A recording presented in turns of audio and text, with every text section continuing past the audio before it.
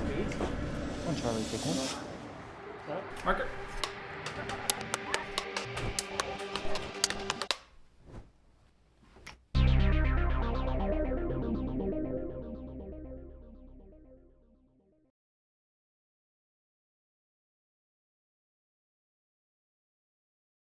Myself, I'm Kira Seifel. I'm the Director of Operations for AFMX. Yay! He's amazing. I love his energy. Thank you for being here. We're really proud to present Mr. Schueler. I just wanted to say hello. Thank you for being part of our festival. I'm going to quickly remind them to please turn off your phones at this time. We are recording this so that we will have it for posterity's sake. But I just want to introduce myself to let you know there will be a break at 12 o'clock. There is the eatery next door that serves fabulous food. If you need restrooms, they're down the hall, past the elevator on the left, okay? At this time, I'd like to present our moderator, guest assistant, Priscilla, and she will introduce Mr. Schueler. Thank you. Okay, first, step front. Show them the world. Okay, so on behalf of AFMX, our board of directors, and our entire volunteer staff, welcome to AFMX's 10th anniversary hybrid edition 2022.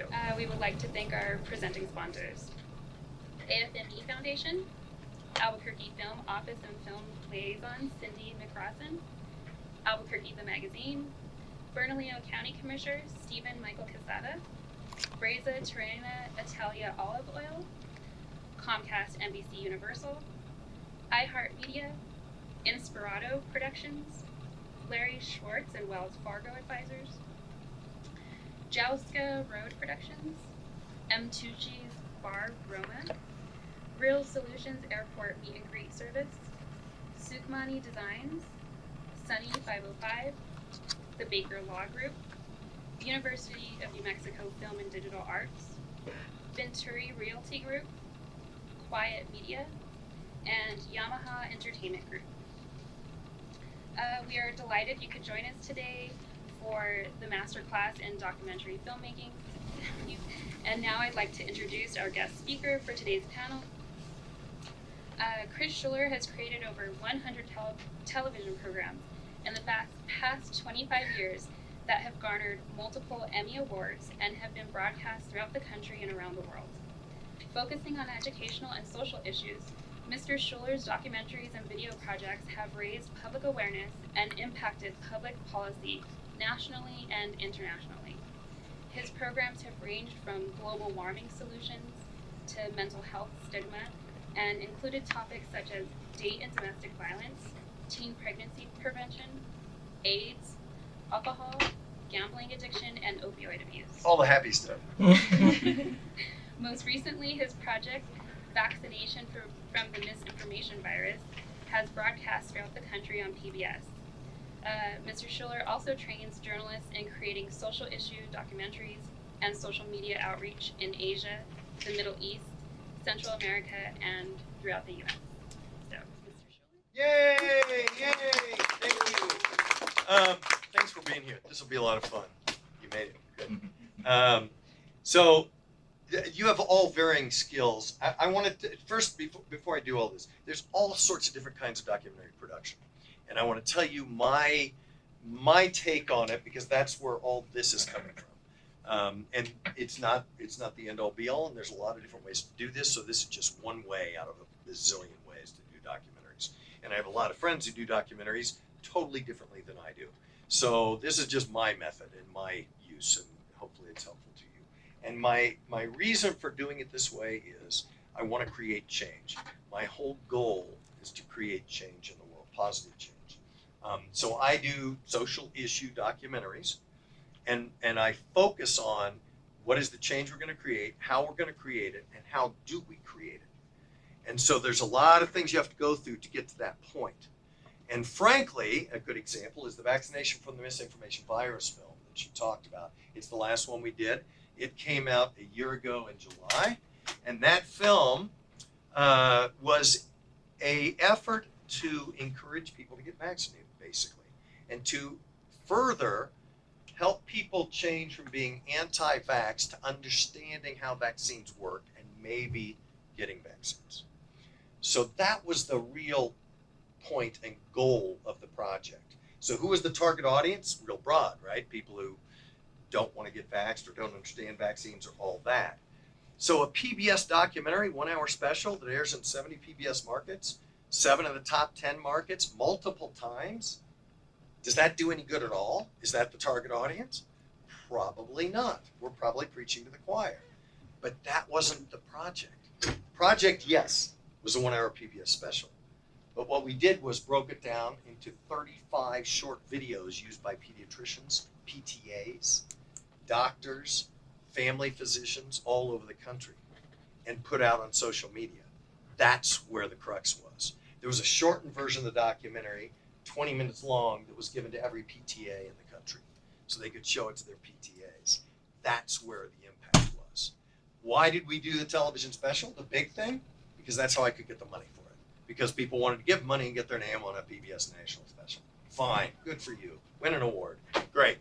We wanted to be in the PTAs. We wanted to be in the doctor's offices. They showed it in the emergency room at UNM to parents who came in and brought their kids and had questions about vaccinations. That's where the crux was. So all my goals, all my projects are based on trying to create social change. So that's where all this comes from. So I just want to let you know. Okay. We are going to cover today, this is a semester course in 4 hours. So I'm going to talk very fast. No, we'll get through a lot of stuff. I'm just going to sort of skim through some things.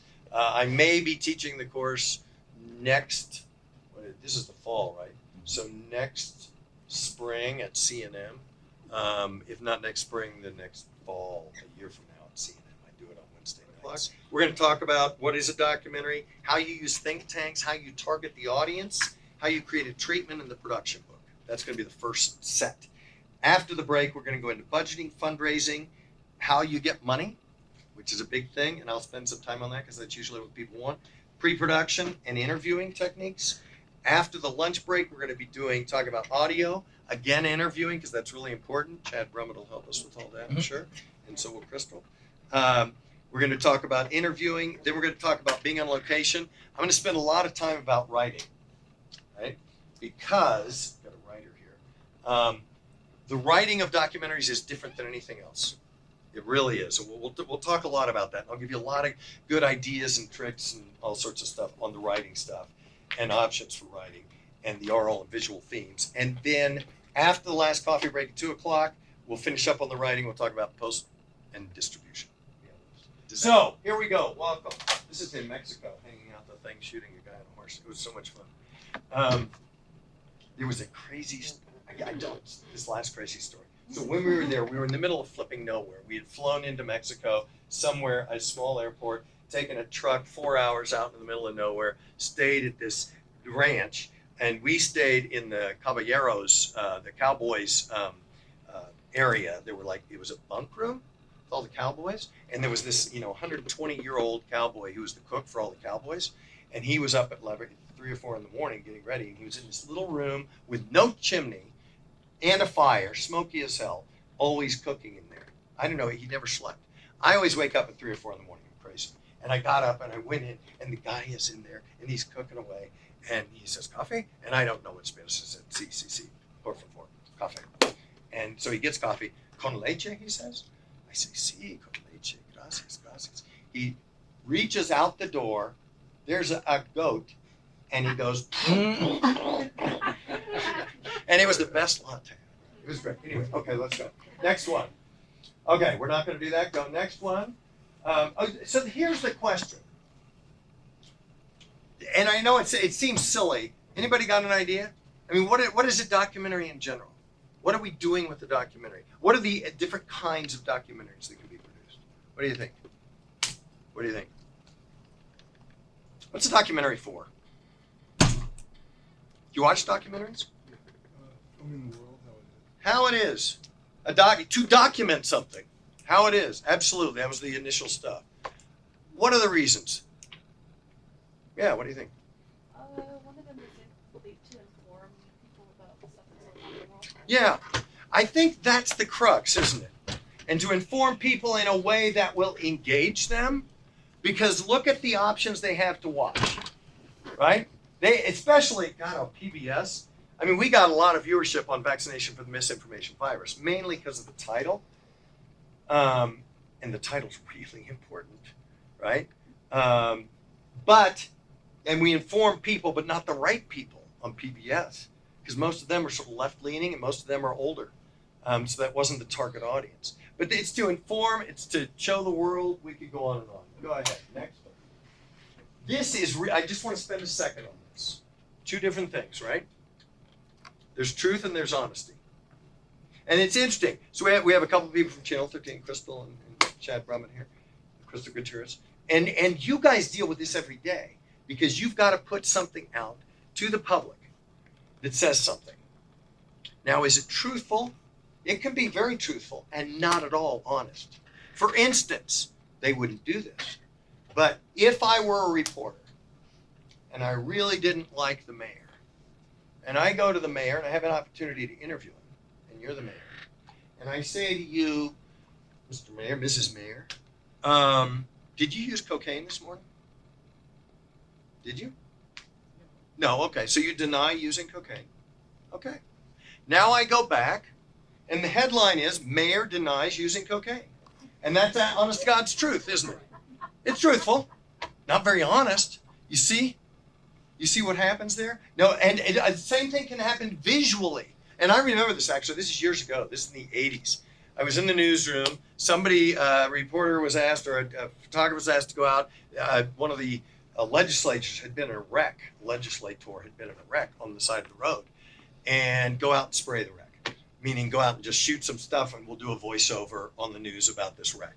So he goes out, does it. It was a real quick turnaround. Brought the video back, started to put the thing together, put it on the air, didn't have a chance to really look at it. I know you guys do much better in terms of editorial and checking before it goes on now. But went on, and he had edited while he was out there. There was the wreck, there was the side, there was, like a broken headlight, and next to it was an empty beer can. Shot the empty beer can, put it into the piece. What does that say? Right. It was truthful. It was sitting there. It had nothing to do with the wreck. It was somebody else's beer can. It happened to be laying there. It was true because it was there, but it was not honest. Do you see the difference? You have to, in a big sense, I think as documentary film producers, and I'm assuming you all are or going to be, that is your responsibility to be both of those things. And it is not easy at all in the big scheme of things. And there's a lot of ways to deal with that, which we'll talk about in the writing. Okay, next one. I usually have a clicker and I forgot my clicker. I lost it somewhere. So this is the whole thing. If you're going to create change, if that's what you want to do, and that's what I do, then you've got what change you're trying to make and for whom. That is a key. Next one. Oh, I love this. You have your point of view. Who's the guy who does the documentaries? The big guy who has won a couple awards. Michael Moore. Michael Moore. Michael Moore has a point of view, doesn't he? I would suggest to you that all his documentaries are editorials. They are not documentaries. Because when he hijacks Charlton Heston, and Charlton Heston, who has a little bit of a mental cognitive issue, and he does that thing that he did with him and puts it in about the guns, I think he was you can cut things any way you want to look any way you want. I mean, you all know this, some more than others. So this is really, really important. And I think you have to know what your point of view is and deal with that. And deal with that in whatever ways you want to deal with it. You're the producer, you're the director, but you got to deal with that. And you got to bring in other things to help you deal with that. Okay, next. So we're going to go over the purpose, the audience, treatment, budget. Who knows what a treatment is? Okay, we will go over that. Okay, and budget, post-production post. Next one. Here we go. I love this. I love this. I love this. And I think it's so true. I think it's so true. So this, I just want to tell you a second about this slide. So where, do you know, can you guess where we are? Probably not. No way. Thoughts? Yeah, I would think. Actually, it's Gorky Park in Moscow. Right? It was the one sunny day of the year.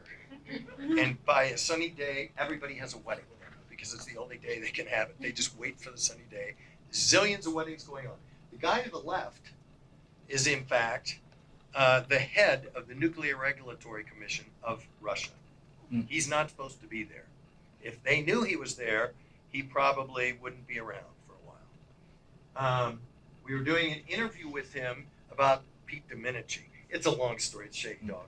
I'll do it during the break if anybody wants to hear about it. But anyway, we made a decision that we were going to try to get this guy, and by God, it happened. Once you make a decision to do something, I think the world conspires, and it all comes together, and it's really fun that way. I think it's great. Next.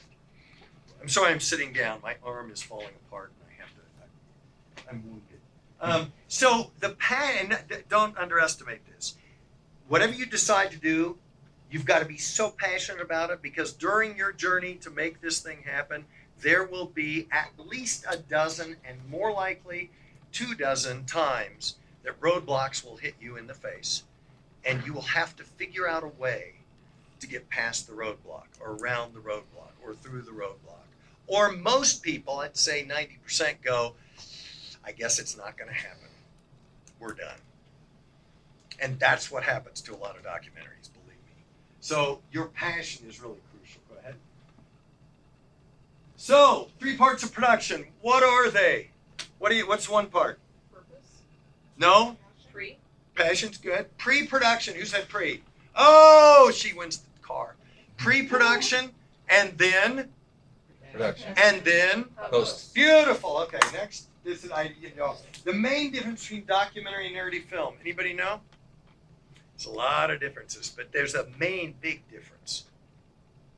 What do you think? One thing I've actually always learned about is, like, in narrative film, you plan out all of the shots. This is exactly how Narrative film, you plan out all the shots. In documentary, Documentary, yeah. you don't know. So that you're right there. So what is the difference then? The difference comes in Pre-production. pre-production, and you told me. I'm sorry, I'm hurting so bad I got to do this. What's the difference? Between pre. No, between narrative and Documentary takes a lot of. you and I talked about it. Okay, you need to plan and structure it in advance. It's a form of writing to determine what. Right. So when does the writing take place in documentary production? After production. After the filming.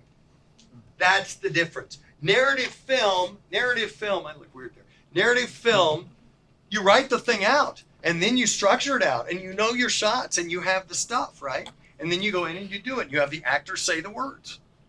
In documentary, which is so much more fun, you do all the pre-production, which we'll talk about. You figure out where you need to go and how you need to get there. You figure out who can help you get to that point. And then you get to go out and do it, and then I interview you, and you're totally different than I imagined. And suddenly he's on fire, and he's jumping around, and he's pounding on his desk, and he becomes an A-character interview, and the documentary shifts slightly. And that's so much fun. But you can't write it until afterwards. So today, my transcriptionist sent in all the transcripts that we shot over the last 2 weeks. 35 interviews, 2 terabytes of footage. And I've got all the transcripts. I'm starting to print them out, and it's going to be about this big, and I'm going to have all those transcripts. I mean, I know where I'm going to go, but I have to take those now and wheedle them into that theme. It's going to be so much fun. That's the difference. And that's the fun, I think. It's just great. Okay, next. So here we are. Here's the timeline. We got pre-production, and you notice there's the most stuff in pre-production there. This is really crucial. We're going to talk a lot about that. Pre-production stuff, we're going to do all those things. And then we actually film, which is the really fun part. So so in the timeline, go to the next one. I can't remember how I did this. Okay, go back. Okay, so in the timeline, how long do you think it takes to make a documentary? What do you think, Crystal? What do you guess? A year? Who else? Years sometimes, yeah. I mean, it just depends. Can be a year. I've done them in a year. This one I'm working on now is it'll be 2.5.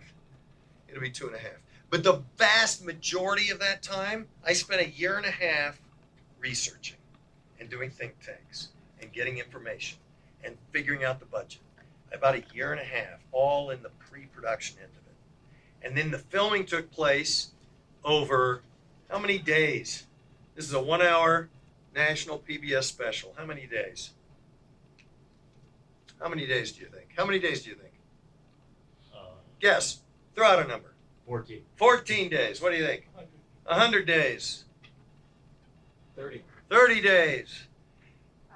5 days. Okay, now, with those numbers, how much money does one day of shooting cost? We're going to talk about this in budgeting, but what do you think? For a documentary, does a national TV special, you saw the slides, you saw the crew, how much does one day cost? What do you think, Chad? Between 30 and 40,000. For one day? Wow, I'd love that budget. I would love that budget. What could you do it for? How much does one day of your shooting cost? Nothing. Yeah. The stuff that I've already bought. Yeah, right. No, and so we had a shooter, right? We had 2 Blackmagic cameras. We had an audio guy. We had me, and I hired a very high-end PA, who also did some shooting.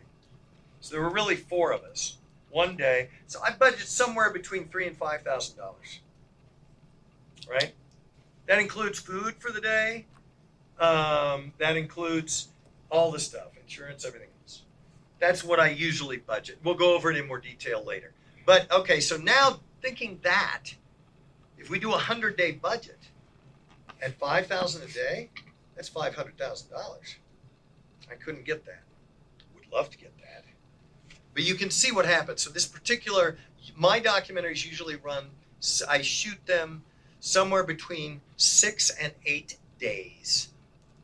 6 and 8 days total, which means we collapse things into a very brief time period. It means, and we normally shoot 10-hour days.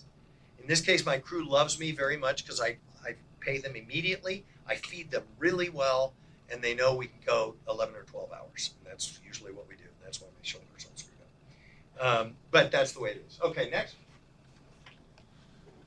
There's 2 key rules. I call them the thumbs, the rule of thumbs. Is that right? Okay, go ahead. There's fast, cheap, and good. Next slide. You only pick 2. You can be fast and cheap, but it's not going to be very good, is it? You can be cheap and good, but then it's going to take a whole long time. Or you can be fast and good, but then it's going to be very expensive. I believe this to be true. That's rule 1. Rule 2 is, go ahead. And that's so true, right? Anyway, next. So what does the producer do? You've seen it when you watch the end of documentaries. There's a producer. Who's the producer? Because documentaries are usually small, the producer does, go ahead. Exactly, right? I mean, that's the way it is. If you watch those slides, I'm putting makeup on Jerome Adams, right? That's the producer. If you see the other back, I'm fixing the stuff. I'm pulling the cables. I find the money. I get the crew together. I pay the crew. I feed the crew. All that stuff. Now, if you have more money than God, then you hire people to do that for you. But you are the producers. You want to be in control of your product. You're the producers, so you do absolutely everything. And whatever that takes to get the thing done. Right? Next. So here's some ways, and this happens all the time. These are all the different ways to do it, right? And this is what I actually love about documentary production. You're a student of the world. I constantly learn. The last year and a half, I've been learning about the Commission Corps of the Public Health Service, the history of it, how our public health system works in the country. It's fascinating to me. I love that stuff. The vaccine film, we were working on that 2 years, couldn't get the money together, and then the pandemic hit, and the money came in, obviously. And then we did the film. But I had researched vaccination hesitancy for 2 years leading into it, and it is fascinating. It is not what I thought. And that's the other part of being a producer. I think you have to have such an open mind and an open idea. I thought it was this way. I thought people who didn't get vaccines were just stupid, dumb people who didn't have a clue. And I learned that is not the case. There are all kinds of very, very good reasons for people who don't want to get the vaccine. I get that now. And that helped me get the target audience, right? But that's the fun thing. You're studying all this stuff. Okay, next.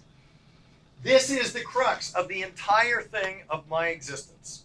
The trim tab on a ship like that is in the back, it's in the bottom, and you turn it just slightly, and you have this massive ship that can change direction. And that's what you're trying to do. That's what I'm trying to do with my documentaries and the elements, is to actually change the course of what's going to be happening with vaccinations, with healthcare, with opioid abuse, with whatever it is that we're working on. The key here is you have to find the trim tab. Same with issues.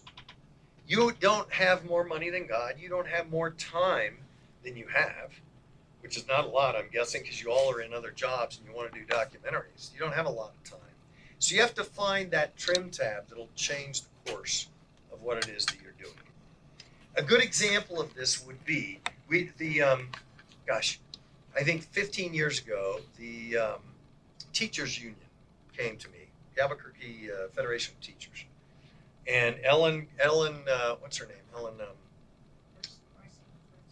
Yes. She came and I met with their thing. They had money. They said, we want to do a documentary about the school system, the way that the funding works, the funding formula. We want to change the funding formula for the state of New Mexico. And we want you to do a documentary about it. So what I did was I had a think tank, which we'll talk about it in a minute, to figure out what's that about, how does it work, how can you change the funding formula. So I met with all their whole board, and they were going to give me, I don't know, $100,000 to do this documentary that would be, on all these stations. And I said, well, why? And they go, well, we want everyone to know. This is a bad phrase. When somebody comes to you and says, we want everyone to know, that's not possible unless you're a beer company or a cigarette manufacturer. You can't do that. You don't have the money to do that. So you've got to hone down, right? So I said, okay, we can't let everybody know. Who do you really want to know? Well, we want all the legislators to know. Okay. So we want their constituents to tell the legislators. Well, I kind of get that. But what legislators can make this difference? This is a 3-hour think tank. I'll give it to you in 2 minutes. They said, well, only a certain number of legislatures act. They all have to vote on it, but that's not who makes the decision. A committee makes the decision. If you know how the legislature works, a committee makes the decision. Well, how many are on this particular committee? Well, 5 people. Okay, well, who's for you? 2 of them. Who's against you? 2 of them. So there's 1 person. Who's the key? Yep, John Arthur Smith. Guy from Las Cruces. How much do you know about him? Well, he's from Las Cruces. What does his wife do?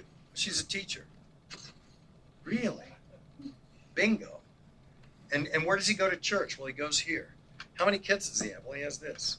Why don't you take John Arthur Smith to dinner as opposed to give me $100,000 and let's get this done? He was the trim tab. Do you see how that works?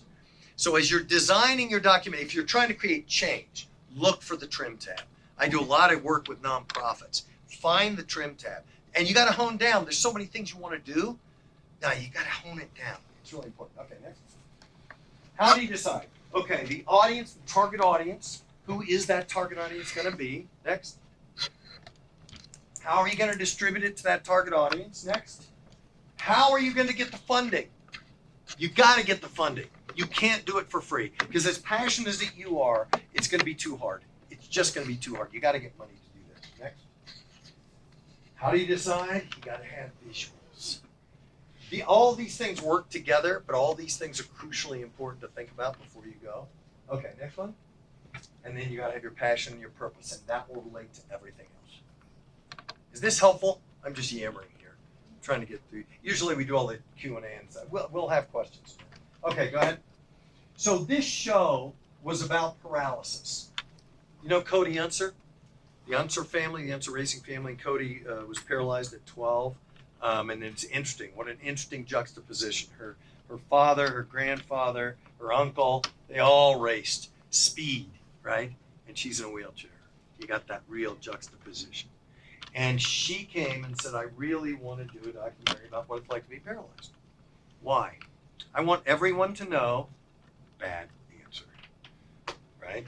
I want everyone to know what it's like to be paralyzed. Why? Well, because number one, I don't think people understand. Okay, I get that, but why? She and her mom, we had lunch. It got to, I won't tell you the whole conversation, but it got to, they wanted to pass legislation about stem cell research. That was the crux. That was the trim tab. Now, who can pass that legislation? That's the trim tab. the legislators who were going to be voting on this, right? Or the states or whatever it was going to be. So that's how we designed the show. We designed the show. It was a PBS special. It was a national PBS special. Went very well. But we designed the show so that it was really targeted. And then the big thing was, it aired on PBS. Great, fine, that's wonderful. Won a couple of awards. But the big thing was we had a screening in the Capitol building of the United States with everybody there, right? And we had Montel Williams hosted one. We did two shows actually about this. One was hosted by Glenn Close. One was hosted by Montel Williams. And I think we created a little change there. I think we got a little stuff going on. Okay, next. So what do you need to get it made? Next. I love this. This is my favorite thing. You're going to get ready to laugh here. Everybody laugh when it comes. It's my big joke. It's television. Go ahead, next. There it is. All right. You are telling a vision. It's a visual medium, right? Next. It's all about the visuals. Next one. Okay.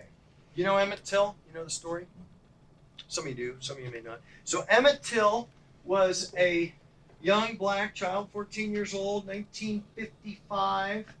He was visiting his cousins down south. He was from up north. He didn't understand. He went into a store. This is the short version. He bought something. It was a white woman who owned the store. She claimed that he whistled at her and made a cat call.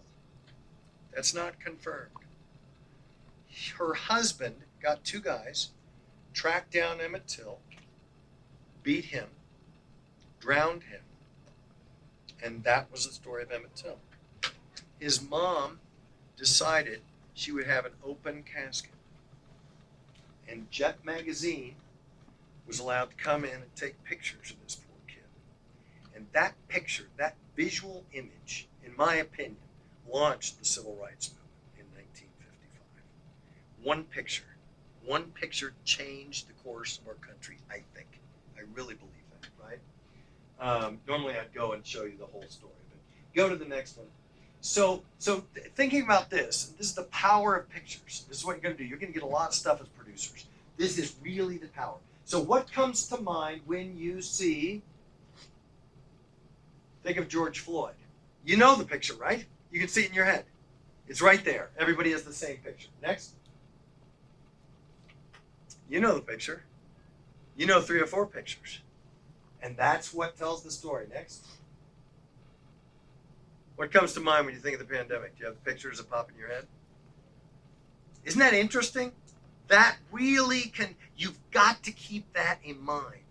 If you've seen any of Chad Brummett's stories on, what is it, the show? New Mexico Living. Yeah, Legendary. New Mexico Living. Great imagery. Incredible imagery. Really understands pictures. It's fabulous. Crystal, as she does stories, you lead with the best pictures. You always lead with the best pictures. You end with the best pictures. But you got to have the pictures, right? Or you don't have a story. There are many stories that are newspaper stories. They don't have the pictures. I know Larry Barker, good friend of mine, passed on a couple different really interesting investigations. There were no pictures to go with it. You can maybe make graphics like you do to cover stuff, but the pictures tell the story. That's really key. Okay, next one. So here's one way that will help you through doing your projects. And it's a system of think tanks. And what we do is we get people together and we get all this information from them. What does that mean? How do we do that?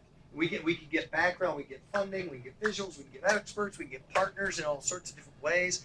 I think this is a great secret that most documentary producers do not use. So how does this work? Next one. Here's an invitation to a think tank that we did. This was on Youth Making. You can see what we're doing. This is sort of an invitation. We're going to do think tanks. We send it out, both think tanks and the dates and stuff. There's a location. For more information, get this. It's a template I can give you too on the think tanks. But what you do is, who are you going to invite? Who would you invite to your think tank? Do you have a project in mind? What are you going to do? What's your project? Give me the log line. What are you doing? It's gun violence reduction. It's about what? Gun violence reduction. Gun Violence reduction. violence reduction. Excellent topic. So who would you invite to your think tank for gun violence reduction? I mean, it'll be community folks, service providers, victims, policymakers. Excellent. Excellent. Who else? I think those are all good. These are people who have interest in the topic, the victims themselves, the policymakers, some other things. And you know what's fun about this? The think tanks are cool. I love the think tanks. You get people together, only takes an hour, you do it in 1 hour. But what you do is when you send the invitation, you say, listen, I am producing a documentary, because you are, about gun violence reduction. And I would love to get your feedback on what should be in that documentary and how we should create it. Now, you don't have to take their advice, but you want them invested and involved in what you're doing. And that will lead you to all kinds of things, including funding, including experts, including access to places, because now they're on your team. And this is the way to do it, is through think tanks. Because everybody wants to be involved in this hot, sexy world of documentary production now. That's the beautiful thing of Netflix. They've made documentaries cool and hip and all that stuff. Okay, next one. This is the agenda. This is how we do it. We do 5 minutes of introductions. This is the particular one that we did. We did 5 minutes of background on the issue, sort of explaining to them what it is. We'll get to treatments of what they are in a second. And then we do 45 minutes general brainstorming. It's really easy. We just put small groups together, usually 2 or 3 people, and somebody takes notes. You discuss those for 5 minutes. Who should the target audience be? What are the top 3 issues? This is actually for anything. You can use this. There's a template for it. I can send you. We will send you. Who are the key people? How best should we show or tell the story?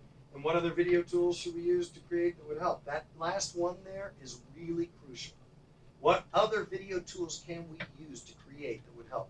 In other words, what do you need as a public officer or as a police officer or as a victim to tell your story? Yeah, Jen? Just thinking, kind of piggybacking on his thing, if you've got a subject that you're wanting to produce that can potentially be a controversial topic, like say if you want to do gun control, would you want to bring in like a proponent, like a pro 2A, Absolutely. in the same think tank as you would for people that maybe not, because so you're talking multiple things to have Right. one side of the story and then a Yes. separate think tank for the others. Yeah. Okay. Yeah, maybe. Okay. I mean, you don't want anybody shooting you. Right. Or like just then it turns into like a fight or something. Yeah, right. Okay. You don't want that argument. Okay. You want that information, but Okay. you don't want that argument. I think that's a good point. That's a Okay. wonderful point. Yeah. You don't shoot this as part of the documentary. Now that's an How do excellent. you That's titrate that an information? excellent question. I have before, but in that case, it's a different kind of think tank because people have to know you're going to film it for the documentary. And I have done that on actually only one other documentary.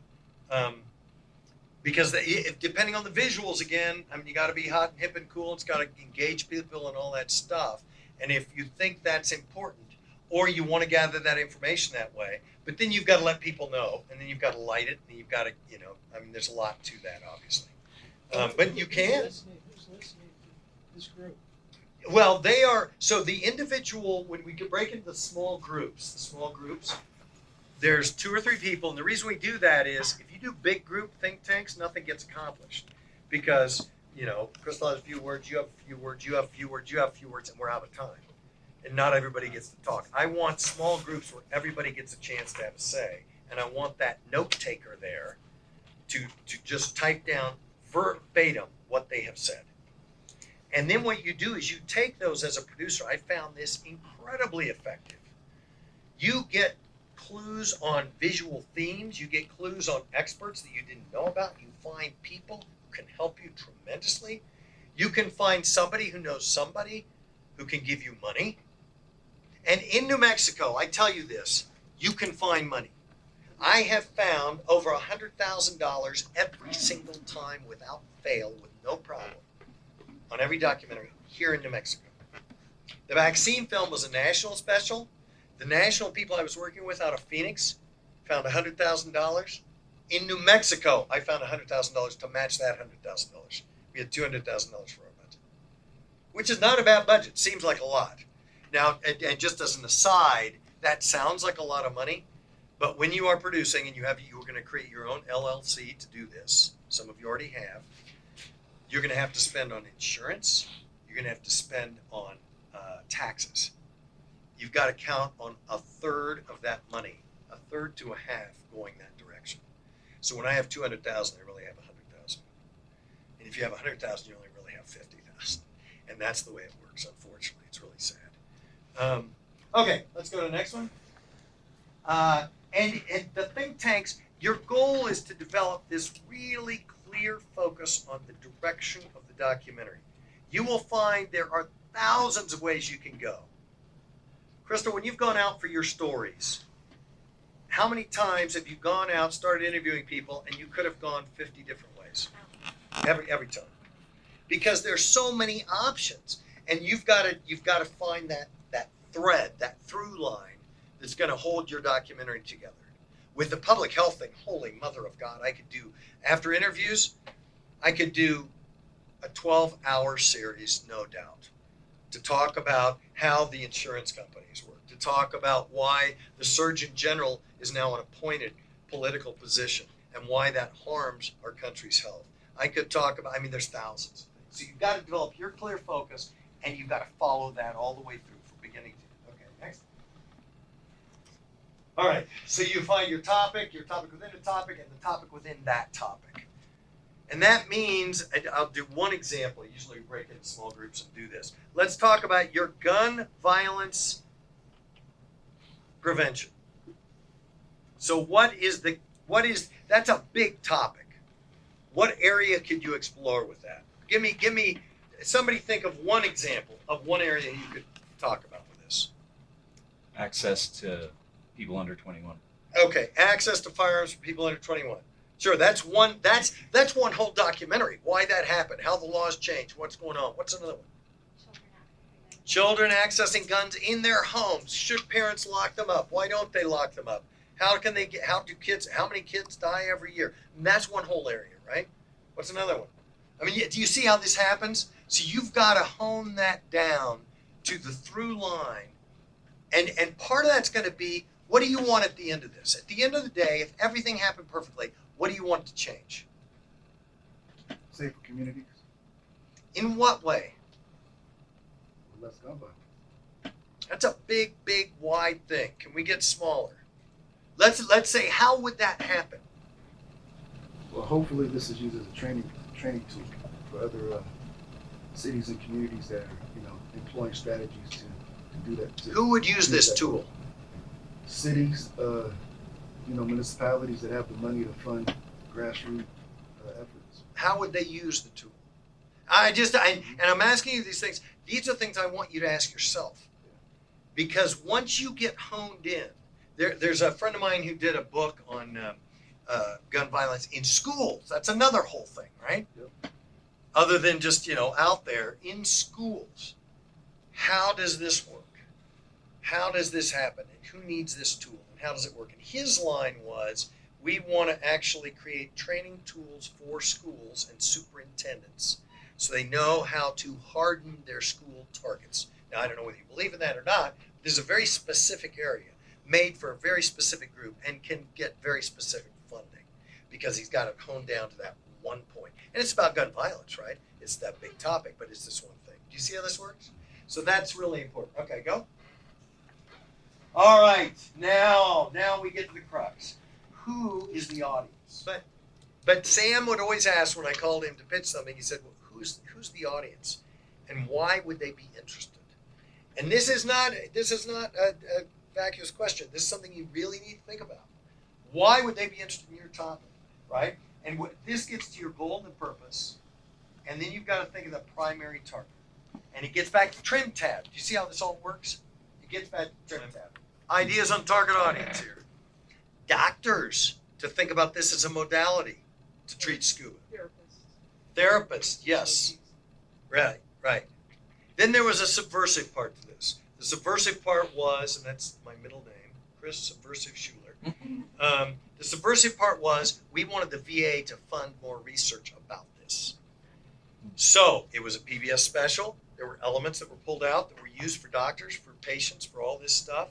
But then the real crux was, we screened again in the Capitol with the VA, with Montel Williams, who voiced this, and we did a big screening. And the VA ended up funding more research, which was the whole goal of the entire project.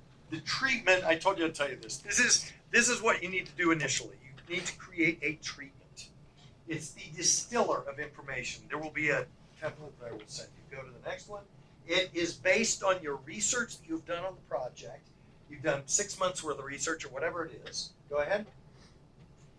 Who is it for? The treatment is for you first and foremost. You create one. I create of the public health show, I've already got 22 treatments. I did the first one, I did it again, I did it again, I did it again. Primarily it's for you to get your thoughts together. But then it eventually becomes a thing for sponsors, people who are going to give you money to tell them what the hell you're doing. What is this about? As you do the treatment, it helps you do the elevator speech. So when people ask me what this is about, I can, in one sentence, tell them. And I can tell them more and more and more because I've done this treatment so much in my mind. It's a sheet you can give. Also, it's for any other people, the people you're going to have in the show. When I was going to do Jerome Adams, he said, can you send me something to tell me what this is about? Yes. I'm going to send you the treatment to the project. 2 or 3 pages. Okay, what is in a treatment? We've got the title of the show and the purpose, background, what the project is, target audience, approach, distribution, broadcast partner, all these things. Products for the project. Go ahead to the next one. This is just a sample of what one looks like. And the next one, here it is, the project. This was on bullying. Target audience, very brief. Parents and middle and high school students. Educators sort of. Approach, understanding bullying. We're going to define it, and then we're going to see how it can be stemmed, right? And we're going to use the process of creation of the program to help educate and affect change. So what we did was we had a lot of kids involved at a lot of different levels from a lot of different schools in helping us create the project so they understood what bullying was. So the process of creation of the tool was a tool for change too. And we got that paid for separately. They got money that, we'll talk about money. Okay, next. So the treatment will force you to make creative decisions. We aren't going to be able to do breakout groups, but it does that because, go to the next one. Go back one, I'm sorry. I didn't put it in. So forces you to make creative decisions. As you do the treatment, you've got to hone down what are going to be the creative visuals here. Who is your target audience? The target audience, this is fascinating to me. So this documentary, some producers make documentaries, and I'm doing this because I'm hurting. Some people make documentaries because it's really cool and they're really vain and they have more money than God and they create something that they like. It's for them, right?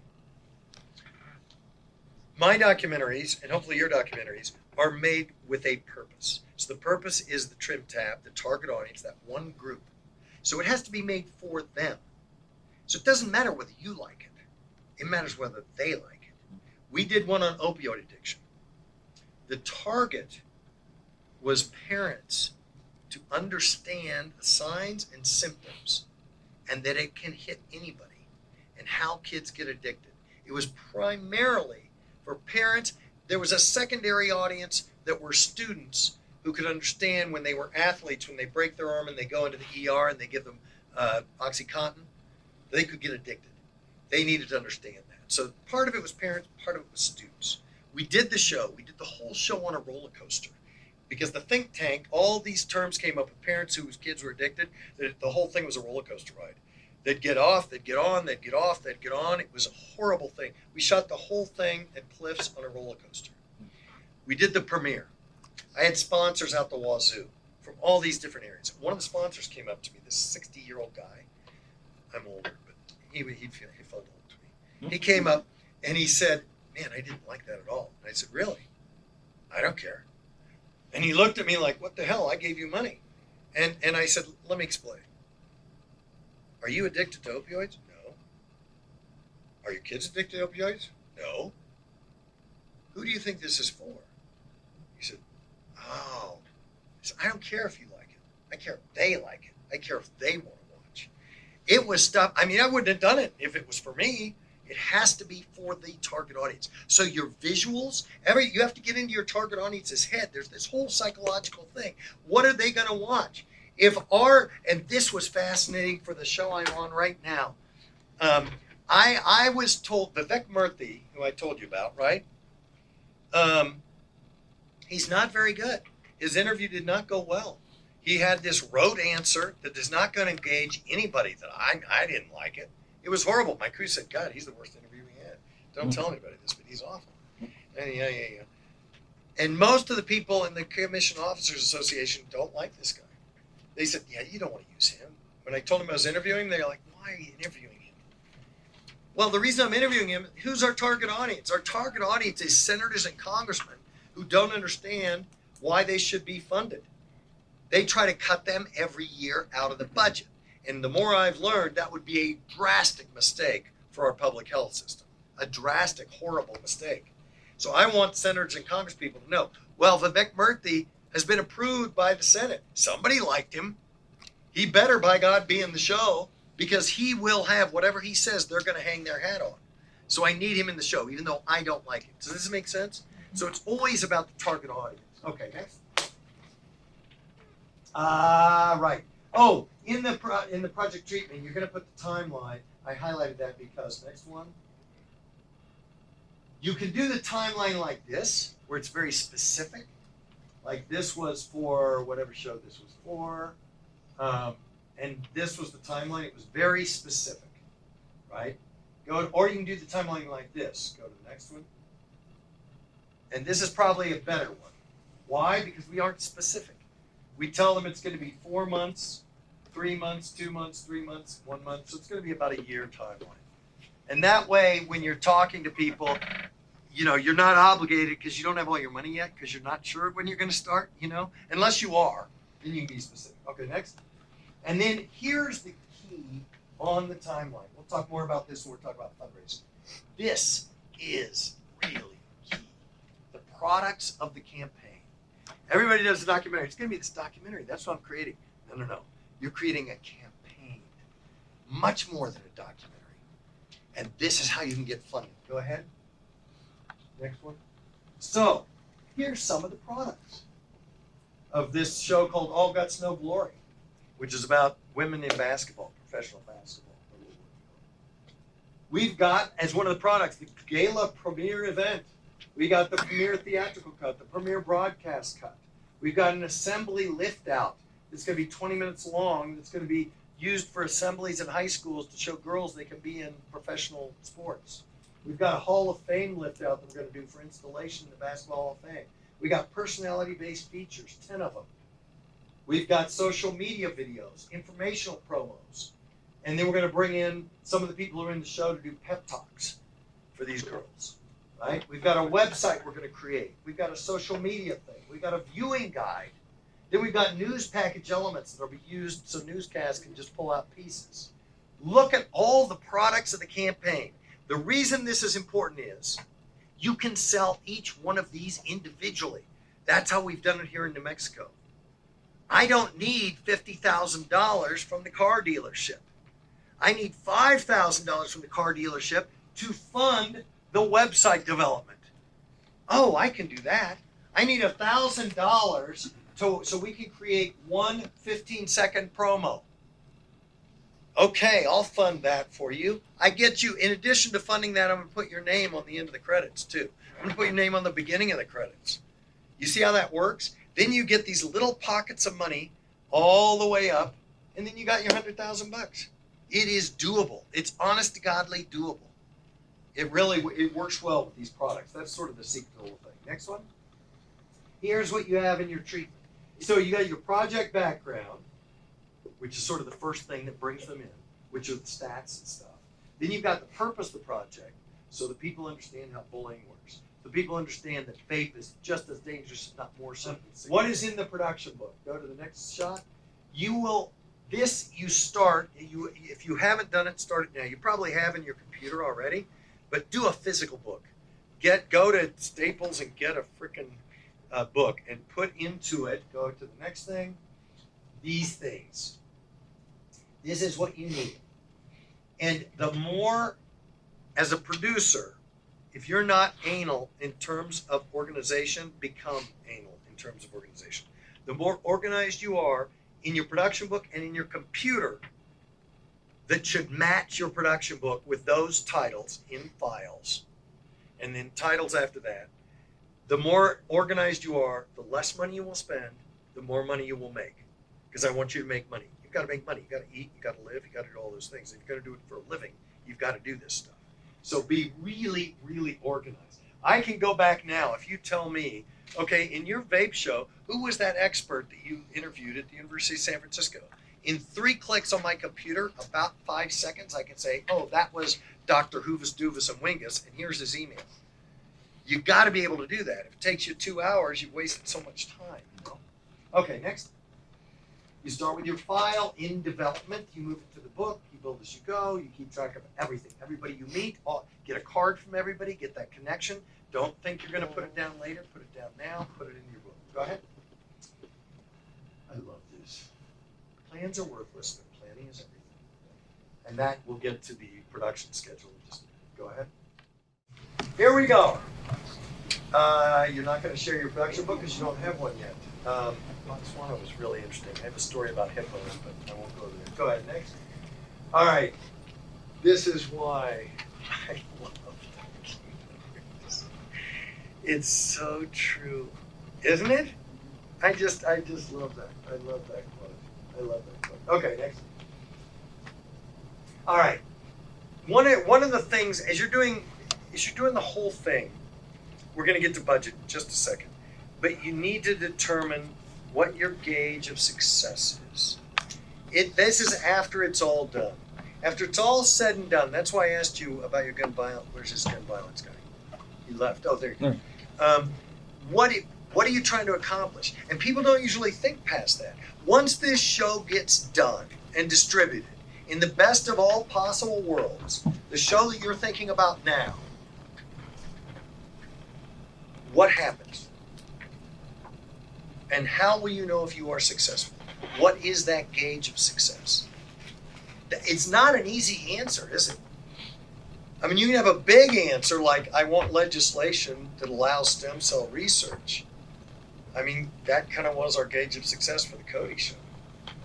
But there can be also other gauges of success.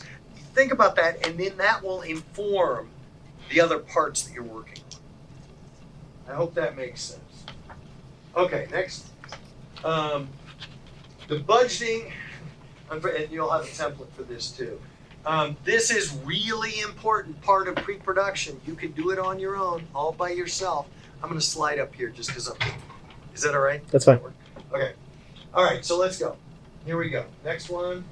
There's 2 different kinds of budgets. You will first do a top-down budget. This is best of all possible worlds. Next slide. That's the best of all possible worlds. If I get all the money I want, you figure out. I want to shoot not 8 days, I want to shoot 22 days because I have all this stuff going on. But what happens when you do the budget is, why do you want to shoot 22 days? Who are you going to interview? Where do you have to go? What do you want it to look like? This forces you to start thinking through all this stuff. What is your visual theme? How are you going to make that happen? Do you have to spend a lot of money on graphics? You have to start thinking creatively in order to do the budget. So you do the top-down budget. Then later on, as you start getting money in, you do the bottom-up budget, which is the truckload of compromises budget, which we all do for every budget, every time. All right, next one. So the budget is always at war with your style and how you're going to do this thing, and the creativity. Now, what I find fascinating and wonderful is, and I like this part, it is a chess match. It is a chess match. Imagine the creativity it took to do Star Wars. Steven Spielberg had less technology by 100-fold than you have in your cell phone now. And he still did Star Wars because he figured out how to creatively make this happen. There are thousands of ways to get a shot. There are thousands of ways he could shoot this seminar. He could shoot it from back there. He could handhold it from here. He could do shots of you looking and just hear the voiceover of me. There are a bazillion ways to creatively do this? How do you want it to look? What do you want to do with that? What we decided, I will tell you, on the when we did Jerome Adams, here was my creative decision. I only had 8 days. I knew I had him for a half day. And we couldn't figure out how to do this. I didn't have the money to fly to Purdue where he works. I didn't have the money to do that. That would have been another day that I didn't have. So what I did was I flew Jerome Adams to where we were in DC. He's in Indianapolis. It's a quick flight. It's actually an inexpensive flight. It's $150 round trip. Now we're getting somewhere. I don't have to spend $5,000. For $150, I can get him to where we're going to be. Now, we're going to be filming at George Washington University. So I started talking to the people at George Washington University. They were all excited about helping with the film because it's a documentary about public health. They have a public health school there. I said, when does school start? Well, it starts on this day. What do they do on the first day? Well, they do this and this and this. What if I bring in a past Surgeon General and allow your PhD students to ask him questions? Ooh. Anybody see Newsroom with William Hurt? Yeah. Remember that scene? William Hurt's talking to students, right? He's talking about our country not being the greatest. Remember that? Oh, yeah. That's what got in my head. So what we did was we brought in 20 PhD students in a room and had them able to ask questions of Jerome Adams, the former Surgeon General. Now, I gave them the questions because it was so funny. He would say, okay, anybody got questions? Somebody asked a question. Well, that's a good question. It was great. There were certain things I needed to have him fulfill for me. So I had them ask all the questions. And it was great. But that's where creativity allowed me to fight my budget and get Jerome Adams and put him in that situation. It was dynamite. But that's creative. I love that kind of thing. It's this whole chess match. Okay, next. So these are the things that you're going to consider in your budget. You have to make assumptions. Your assumptions are how many interviews, the number of locations, what the travel is going to be, what the crew size is, what do you need, what do you really need, what don't you need. All that stuff has to be considered. Next. So here's the challenge. And this is why pre-production is so important. $1 that you spend in pre-production would be $10 that you spend in production, would be $100 that you spend in post-production. So you want to spend it in pre-production. You want to spend all the time up front, thinking this through, figuring it out. I know what my visual themes are before we start shooting the film. I know how many graphics we're going to need before we start shooting the film. I know where we're going to go. I know what the waypoints are going to be. For those of you who are writers, I know what the plot points are going to be. I know where they're going to hit in the show before I ever start to get the camera out of the box. And that way I can save all that money. And the more money you save is the more money in your pocket, right? I mean, that's key if you want to make a living at it. That's really crucial. Okay, next. The creative decisions are based on the distribution, the audience, and the goals of the program. Again, it's not how pretty you want it to be for you. It's how it's going to affect your target audience and what's going to get them and pull them in, right? So I think it's going to be very. I'll tell you about the open of my show. It remind me, I'll tell you. And also, of course, it depends on how much you can raise. And the raising thing. I know you want to do this and you want to do it, and I'm guessing, Chad Brummett, that you've done a few things for free, right? Yeah. And you all will, and I have too. It's probably why I've been divorced 3 times. but truly. But some of these shows, you start raising the money and then you don't get what you want. The current show, I have my budget. I figured I could get a certain amount. I right now have a little less than half that amount. We've got 3 more months to raise money, but I've already shot, right? But I did my budget and I knew how much I was coming in, and I did my shooting based on what I think we're going to end up raising. I hope we get it. If we don't, well then, I'm not going to make anything, and that's okay because I really want to do this. But that's a decision that I'm going to make. Or we might get this. The beauty of producing, the guy who was vice president of PBS for a while, and we were having dinner, and he said, "I really admire you." And I said, "What's that? Why? Oh my God, you're vice president of frickin' PBS. I'm just slowly, nobody knows producer in Albuquerque, New Mexico." And he said, no, because you have no limit to what you can make. Like, what? I mean, your salary's what, $250,000 a year? And he goes, yeah, but that's all my salary is. That's it. Boom. You have a show? All right, so I have a show. My budget for the show is $150,000. And I get it, but as I'm doing the show, I'm still selling sponsorships. I'm still selling pieces. I'm still selling elements. Get people's names on the thing. Well, suddenly I get 5 more sponsors at $20,000 each. Who gets that money? Right? That's how it works. So some shows I've done really well. Some shows I haven't done as well. But that's the way, as a producer, that's the producer's dilemma. You can make a lot, you can lose a lot. You're the gambler. That's why you're in control. Real important. Okay, anyway, sorry, go ahead. Yes, who raises the money or gives the money could be in control of it. Do you recognize the guy on the left? Really good looking fellow. Do you recognize the guy on the right? Mhm. Anyway, go ahead. So here it is. Here's what you really want to know. How do you fund and pitch the thing? Next. All right, how do you find the money? How do you identify sponsors? The reasons for the funding. Next. So there's 2 reasons people give money. Actually, 3 or 4. But there's the social conscious reason, because it's the right thing to do. And you will find people, and those people who are interested in your topic, who want to make a difference in the world, those people will give you money. I don't know how much, but they'll give you money. You got to find them. You got to talk with them. They will give you money. The other reason, and this is where more money comes from, is for marketing. Now, they put their name on it because you know your target audience. I am going to reach with my bullying show parents. My show is going to be distributed, I'm jumping ahead to distribution, I'm going to put my show in every PTA in the state of New Mexico. I've already made a deal with the PTAs. My bullying show is going into every PTA. Yes, it's going to air on Channel 13, it's going to air on Channel 5, it's going to air on a number of places, but it's going into every PTA. Every parent is going to see it. Who is interested in reaching parents? Who is interested in reaching parents? Who would be? What do you think? Who wants to reach parents? Would insurance companies? Would car insurance companies? Would car dealerships? Would, I don't know, who else? Clothing stores? What do parents use? So you go to those people who want to reach that group, right? Car insurance companies are big because they're trying to get insurance for their kids, right? That's a big one.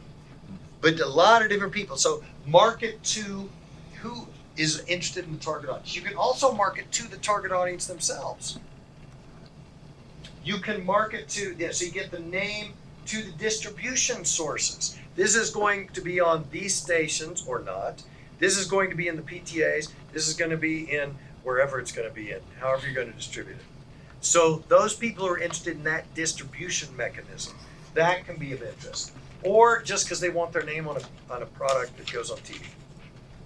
So there's a lot of different reasons for the marketing. And you just sort of have to keep that in mind as you're going after people, because they may have specific interest in that. For public health, where are we going to go for money? For public health system. Public health system commission core. Where do I go for the money? Hospitals. What do you think? Hospitals. Hospitals? Yeah, a lot of hospitals have commission core members in them. So do, now I have to be careful with this, right? We did the opioid show, no exceptions. And, the vaccine show. The vaccine show. I could have had more money than God.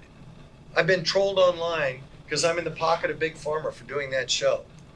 But you did not see on my show Pfizer, Moderna. You didn't see them because I didn't accept their money. They wanted to give me money.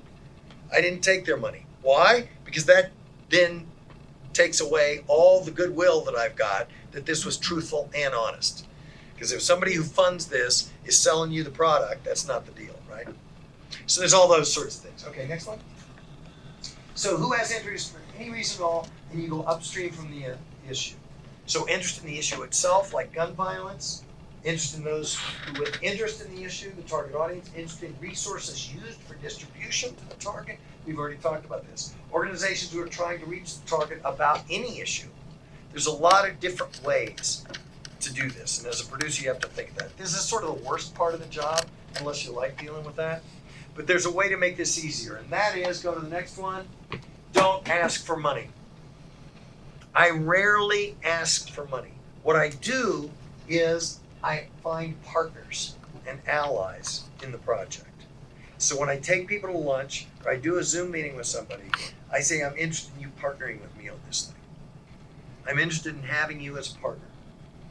And they're going to partner in a number of different ways. Go to the next one. I would like you to help me with distribution. And that doesn't mean it. Nowadays, it doesn't have to be a broadcast thing. I want you to help me to get this in every hospital. Cody Unser is now working. She called me the other day, and I thought it was interesting. She is working on a project called Wheelchair Barbie Goes to the Gynecologist. Isn't that interesting? Because most gynecologists and most doctors in general don't know how to deal with people in wheelchairs. You know, they don't have a way to lower the things that you get up on. You know, when you go into the doctor's office, I was in the ER yesterday, you know, and they had me climb up on the thing and I'm hurting and I don't want to climb up. Well, you're a wheelchair, you can't get up on it, they don't go down. So she's working on a project. She wants her project, her sister's doing the video, to go into every doctor's office, or certainly every gynecologist, but to go upstream from that, she wants it to be in the medical schools for teaching new doctors how to deal with people in wheelchairs. Excellent idea. Perfect target audience, right? I mean, that's spectacular. So she needs distribution into the hospitals, almost more than she needs money, right? So the distribution, where it goes. Experts for the program. Who would be good to talk about this? Because when you get an expert, you can get an expert like Vivek Murthy, but he can't speak. He has no passion. I don't like him. I want somebody who's passionate, jumps around a lot. You can get information or ideas for the program, marketing for the program. Can you help me with marketing? Car dealership. You can't give me money, but could you do this? On your car dealership commercials, could you tag them with buckle up? Because I'm doing a campaign about seatbelts. Could you just tag your commercials with buckle up? That would help me. That's distribution, right? That would be fabulous. That's marketing. Do you know somebody who would be interested? This has always been a key end question of every meeting I have. Do you know anybody else who'd be interested in this? And every time they say, oh, wow, have you talked to X? No, who's that? Oh, that's blah, blah, blah, blah, blah, blah. Could you send me an email invite and just sort of introduce us? Bingo. Suddenly there's money, right? And then, you know, at the end you can say there's options if you'd like to attach yourself to the project. That's the term. What does that mean? Well, we can put your name on the show. If you give a certain amount of money, we can put your name on the show. If you want, I can give you that. And that's how it works. Makes it easier. Do you see how that works in the conversation? It's a little easier conversation than to have. But they can do all those different things as a partner with you in this project. And you make that listserv and you keep that listserv. That's you being anal and keeping everything organized. So potential sponsor funders list. Bing, bing, bing, bing, bing, bing. Okay, next. Okay, what? And this is an example of the open titles you can give them to. This is the one we did called Big. It was originally, it was about obesity in childhood, which is a huge issue. And so we called it Big, but then we slightly adapted it to Big Healthy Life was the subtitle. Take a look at the way we did the opening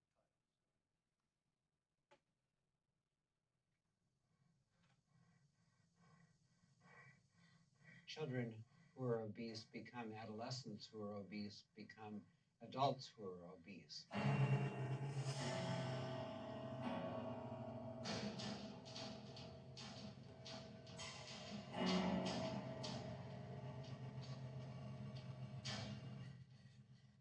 One in four of our kindergarten students are overweight or obese. By the time they're in third grade, 34% are overweight or obese. You can see where we get to 65% of adults in New Mexico are overweight or obese. We are increasingly seeing a number of young kids, 10 years or younger, with onset of type 2 diabetes. This is a disease that we never used to see in kids this young.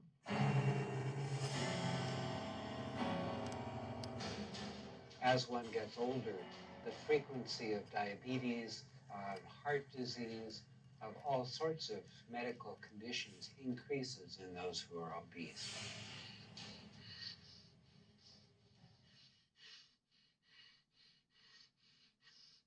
If we continue on this trend, kids of today will not outlive their parents. It moves. Who was the target? Do you know? Parents, certainly. Who sponsored it? Who was the lead sponsor? Did you see the lead sponsor? First one up? Presbyterian Healthcare. Right? Blue Cross Blue Shield was in there. We went upstream from the issue. These are all people who are affected by obesity in New Mexico. All those sorts of things. And one of the big, it was interesting, and this is the subversiveness again. Did you notice the amount of money that's spent? $90 billion on healthcare about obese issues? That was sort of the big tag thing there. And we threw that in there because part of it is a legislative issue. Part of it is a legislative issue. Part of it is and I'm dealing with this now. I wish we had time to do a think tank with you guys. So I'm starting to write the healthcare project. The big issue is, how do we go upstream from healthcare to make it one of the beautiful, I'm getting off topic, but it's interesting. Boris Luzniak, who was just this passionate acting surgeon general several years ago, who teaches now at University of Maryland, he started pounding the desk. I said, why is it that we spend the most on healthcare and get the least? And he said, because we're not a healthcare system. We are a sick care system in this country. We spend money, 90% of the money goes to after people are ill. We need to shift that to the front end so that kids aren't obese by the age of 10. That's what we need to do. And he got real passionate about this. It was very interesting. Okay, next. Where are we? Okay, products campaign. Oh, so these are another list of the products that I am creating for almost every campaign I do. The think tanks that you do could be a product of your campaign. You're going to bring together experts and victims and people on gun violence issues. Having these nonprofit organizations and community, county, city, state people together to discuss this issue is a big damn thing. It's a good thing. Somebody can pay for that. I've had the Attorney General's office give me money to fund the 4 or 5 think tanks I'm going to do. That was the outcome they wanted. All the notes from the think tanks about this issue. That can be a product of the campaign you can sell. You can do it for free as well, and I usually do, but you can sell it. The documentary itself, shortened version, pull out videos. That's a big one. The reason I highlighted that is, you do the documentary first. You pool all the money from all these different elements. You pool that money. You do the documentary with that money. And then as part of the edit process, you just do the lift out videos. You just pull them out. It takes me 1 day or less to pull out 35 short minute to minute and a half videos that can be titled as a separate social marketing piece. Lift out from that show. So it's very easy. If you look at your documentary and you think through, and I sold this in advance, certain people wanted to highlight certain things for the vape show. The state, what was it? The department, it was the Department of Health, it was a separate part of the Department of Health, bought 5 PSAs on vaping. Great. We lifted those out and we sold them 5 PSAs on vaping, $5,000 each, $25,000, a bargain for them. If they had to create each one of those separately and pay for those, they're probably about $20,000 each, maybe more. We're getting them to it for $5,000 each, and they get their name on the 1-hour documentary. They were excited as hell, and I made $25,000 to put into the documentary fund. See how that all works? It's really cool. Okay, let's go to the next. So you got to do a sponsor package for these people if you're going to sell them your show. In the sponsor package, here was the vape one. So this one we have you know, there's a thing about the Youth Resilience Survey, what we're gonna do with it, who's the target audience. Go to the next one. This is all on page 1. The project's produced by them. It's gonna include all these elements. Again, I'll send you this in the template package. Next. And there's the headline sponsor. Now this, you're making this up. It's whatever you want it to be. Is headline sponsor 40,000, 20,000, 100,000? Depends on what you want to do. And it's totally up to you. And I have 5 or 6 different levels. I have a 40,000 to 50. I've got a 20 to 30. You know, it's whatever you want it to be. And then you put all the stuff that they're going to get out of this, because they want to feel like they're getting out of it. It's all paper. You know, it's really all the different things that they're going to get. They're going to get the sponsor name on the title page, on the first or second title page before the show title. It's going to be a solo page for one 50K sponsor. 2 of them, if it's going to be a 40K sponsor. All those things you put in, and again, you'll have this in a template if you want to use it. They're going to get, if they spend that much money, they can do the introduction. You saw that picture, some of you who were here, of the people, the 2 people in uniform standing in front of the Washington Monument. They were doing the introduction to the film because their organization is the title sponsor of that show on the Commission Corps. They gave me $100,000. Pretty nice. So they get to do a introduction. It won't be in the PBS version. It won't go on the air, but it will be an introduction that they can use because they also, by giving me that money, they guaranteed that they get the premiere show in Tulsa, Oklahoma for their big convention, and they're going to have that introduction in the front. And they think that's just the coolest damn thing. Well, I just set it up to do it on a shoot day when we were in DC. It did take about an hour and a half. We almost got arrested, but there it is. And we did it, and it was fun. So that's what they got. They got the sponsor introduction. Specialized information on the web. We can put a little logo of theirs that clicks through to their thing. You got to think about all the potential value that they can have, value add. You got to think of a salesperson. Okay, next.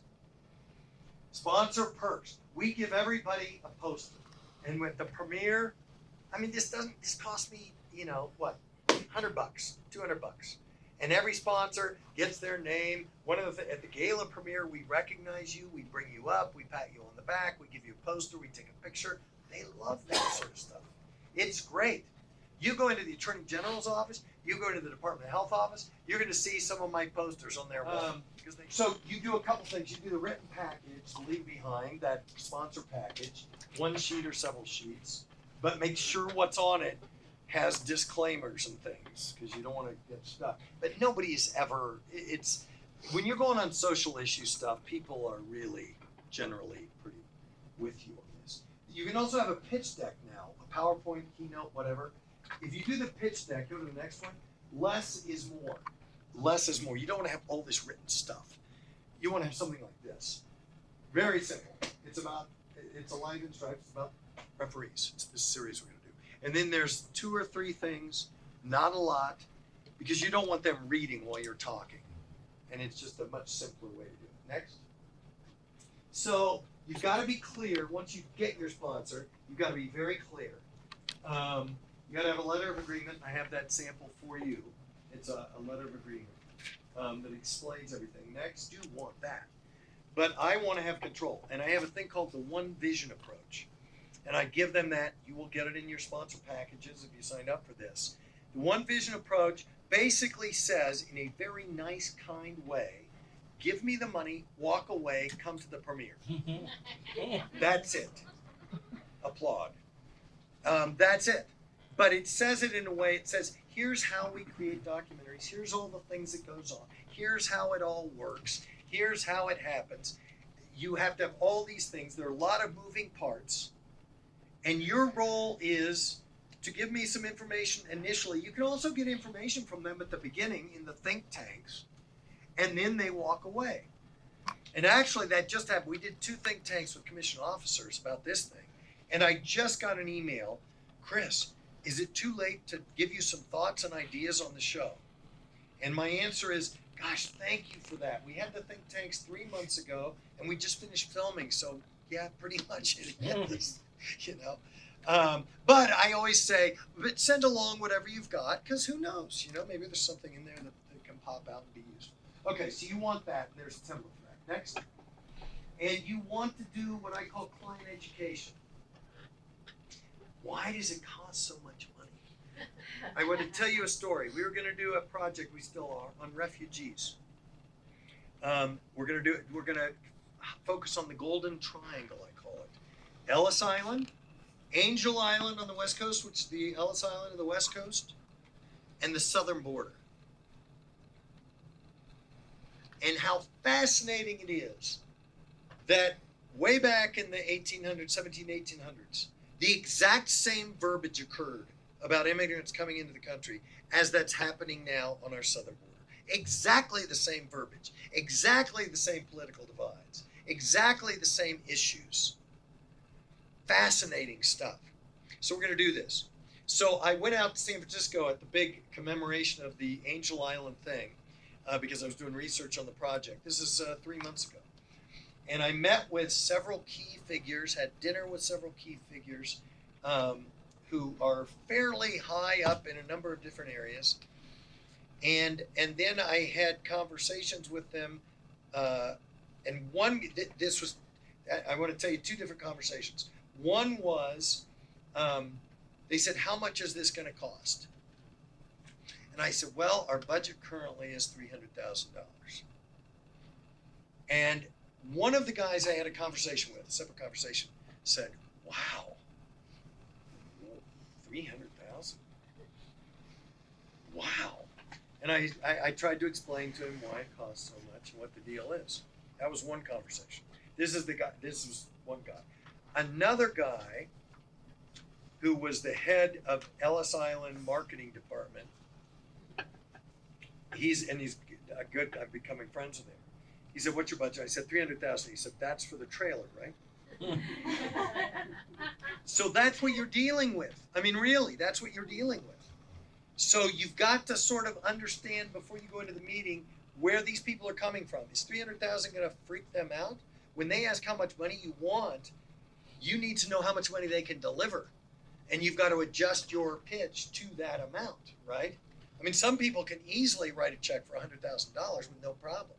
Some people can barely write a check for $1,000.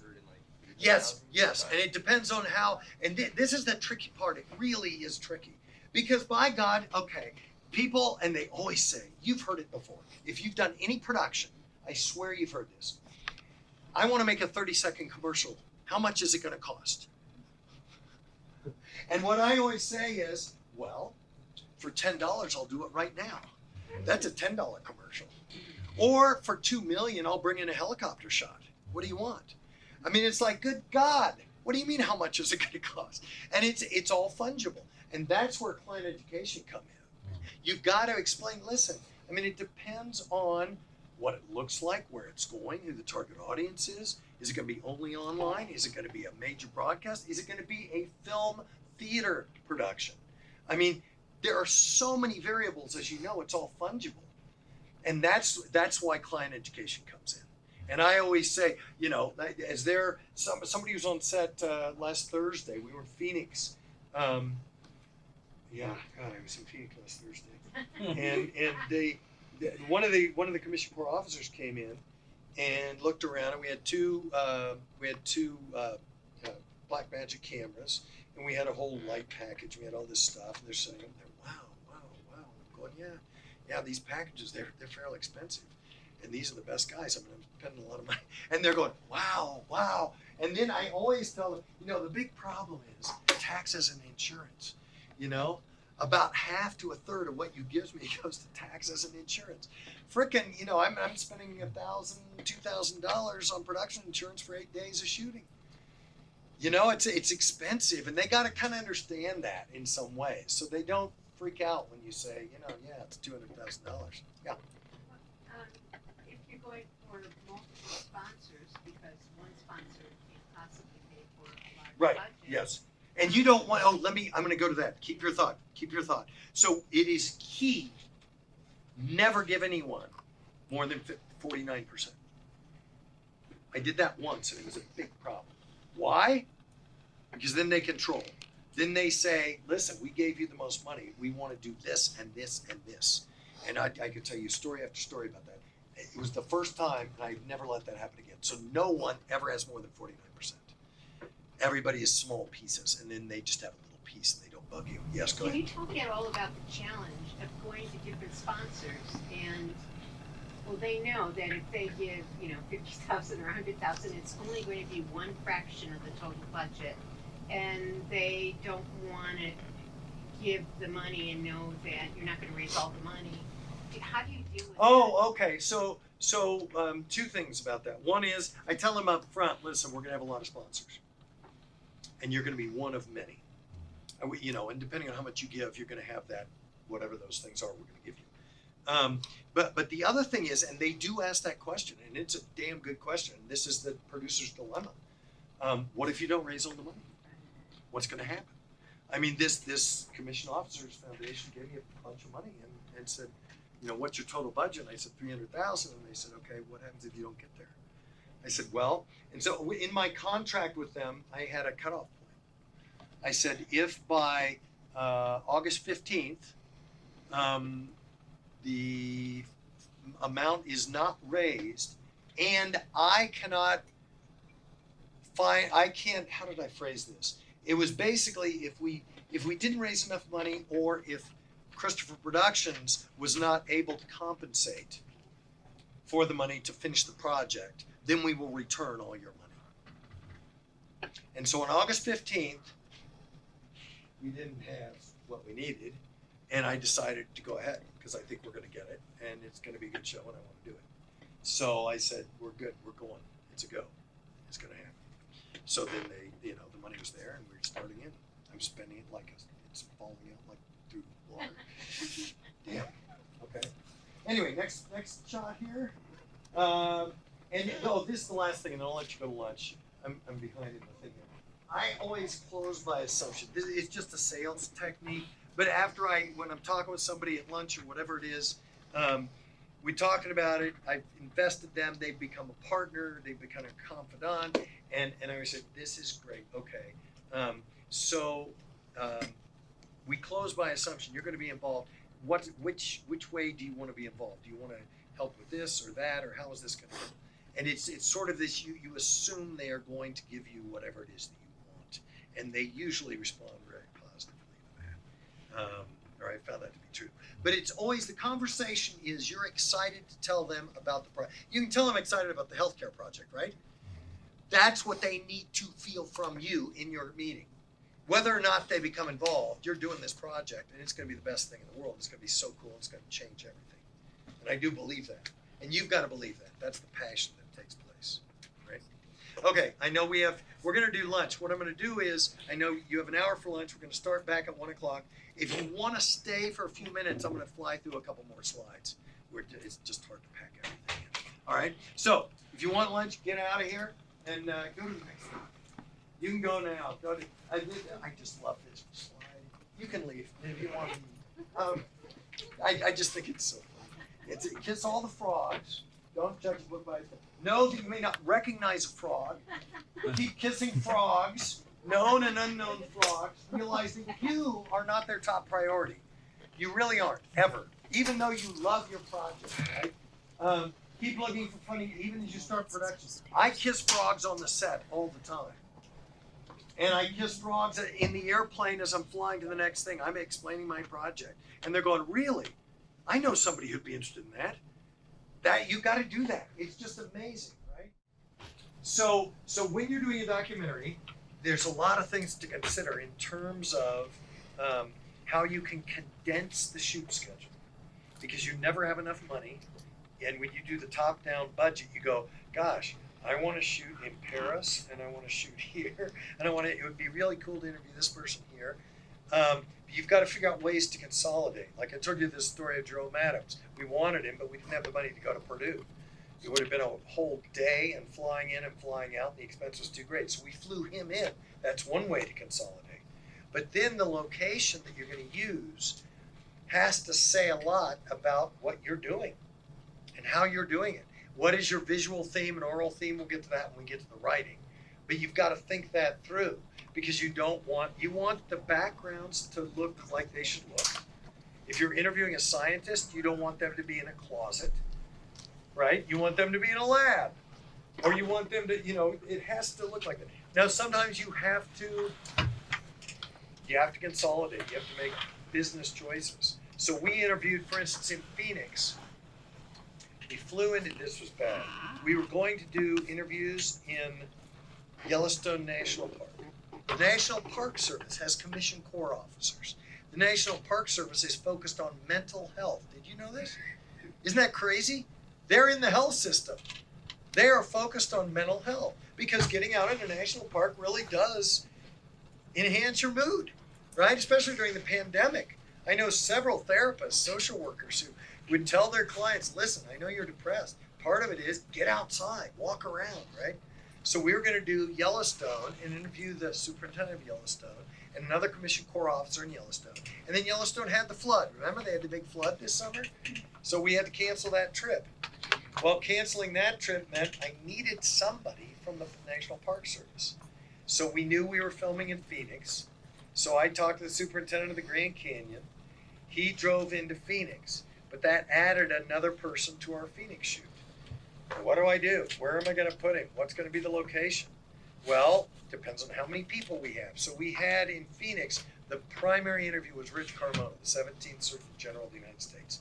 He was going to be in Phoenix. He lives south of Phoenix, so I can get him there.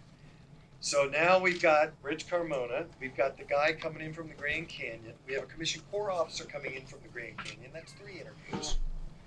Then we had not done the pharmacy category. I needed a pharmacist.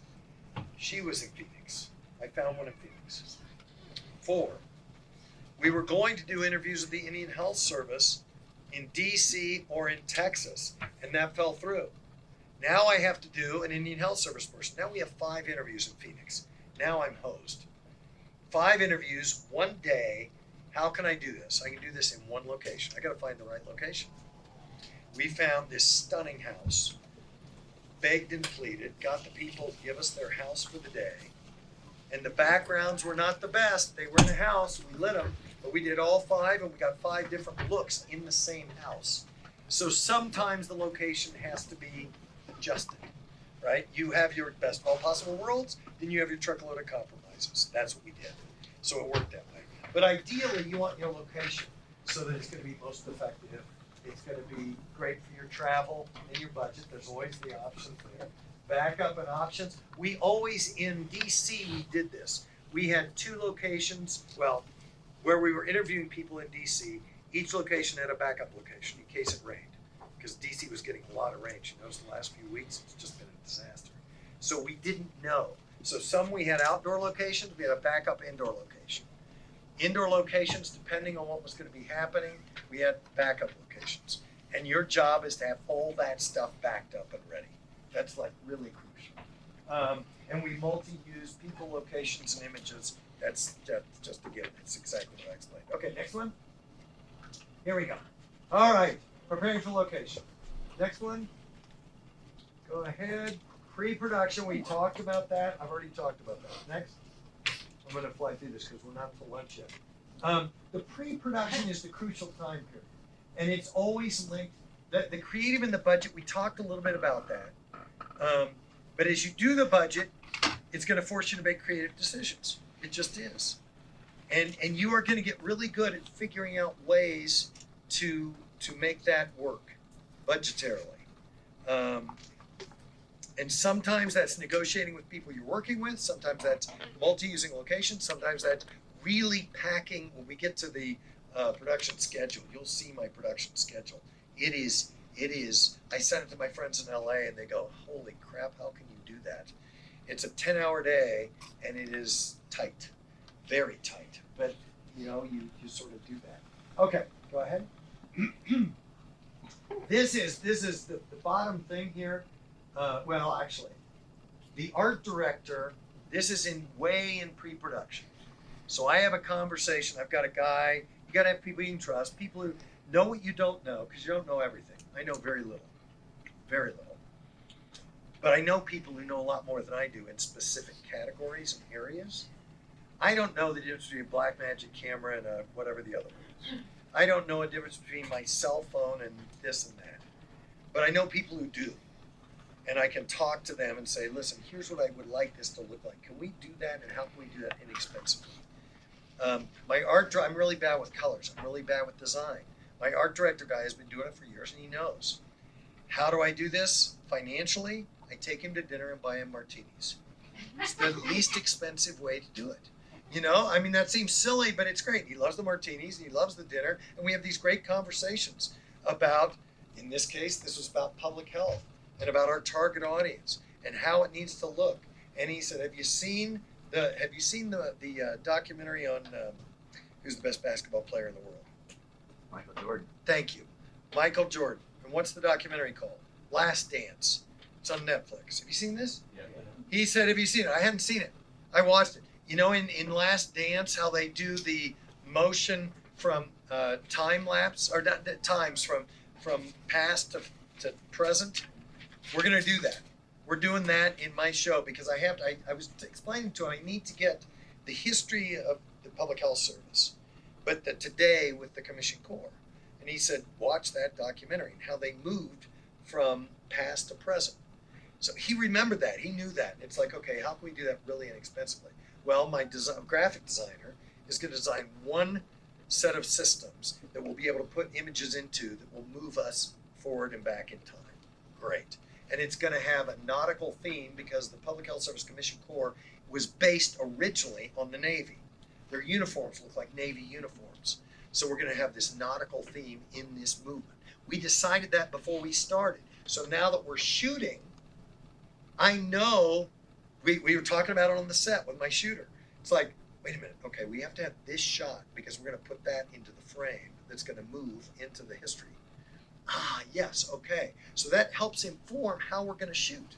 And we did that all in pre-production. So the decisions could be made quickly and efficiently on the set. Does this all make sense? I love this. And this is so important. This gets back to you and the target audience.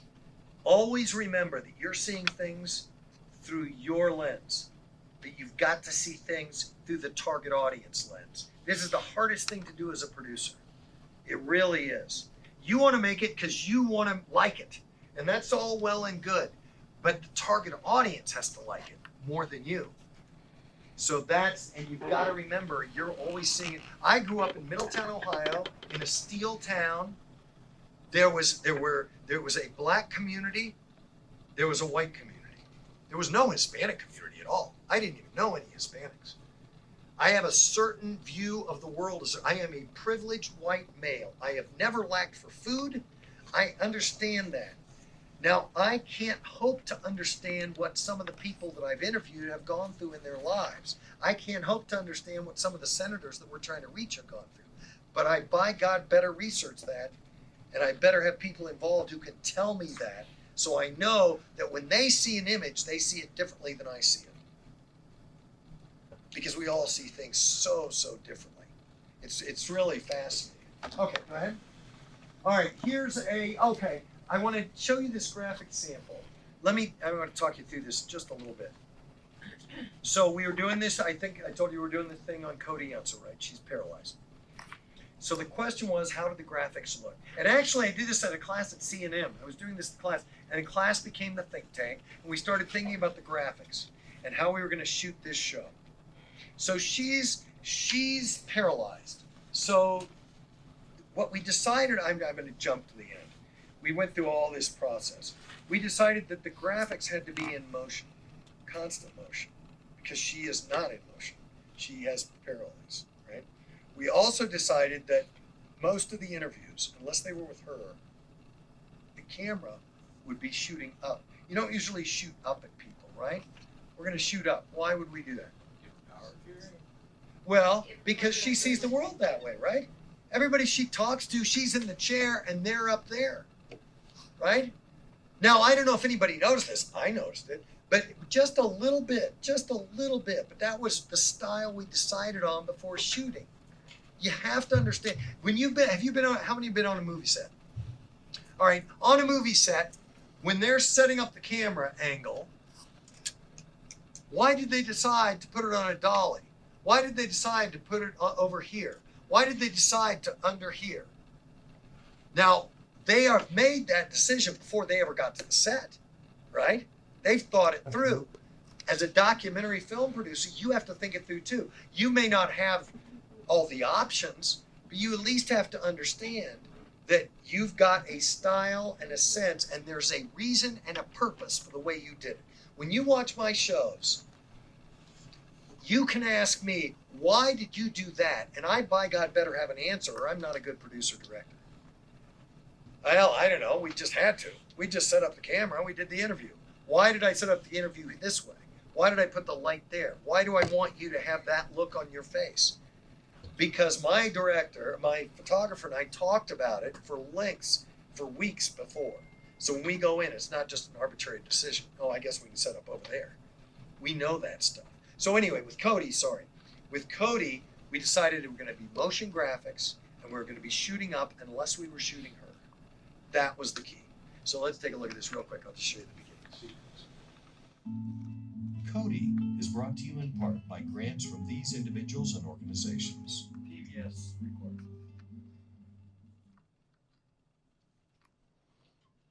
Paralysis, a loss or impairment of voluntary movement in a body part caused by injury or disease of the nerves, brain, or spinal cord. Up until recently, we haven't had the biology to understand how to repair the nervous system. Once you achieved a certain level of disability, you're done.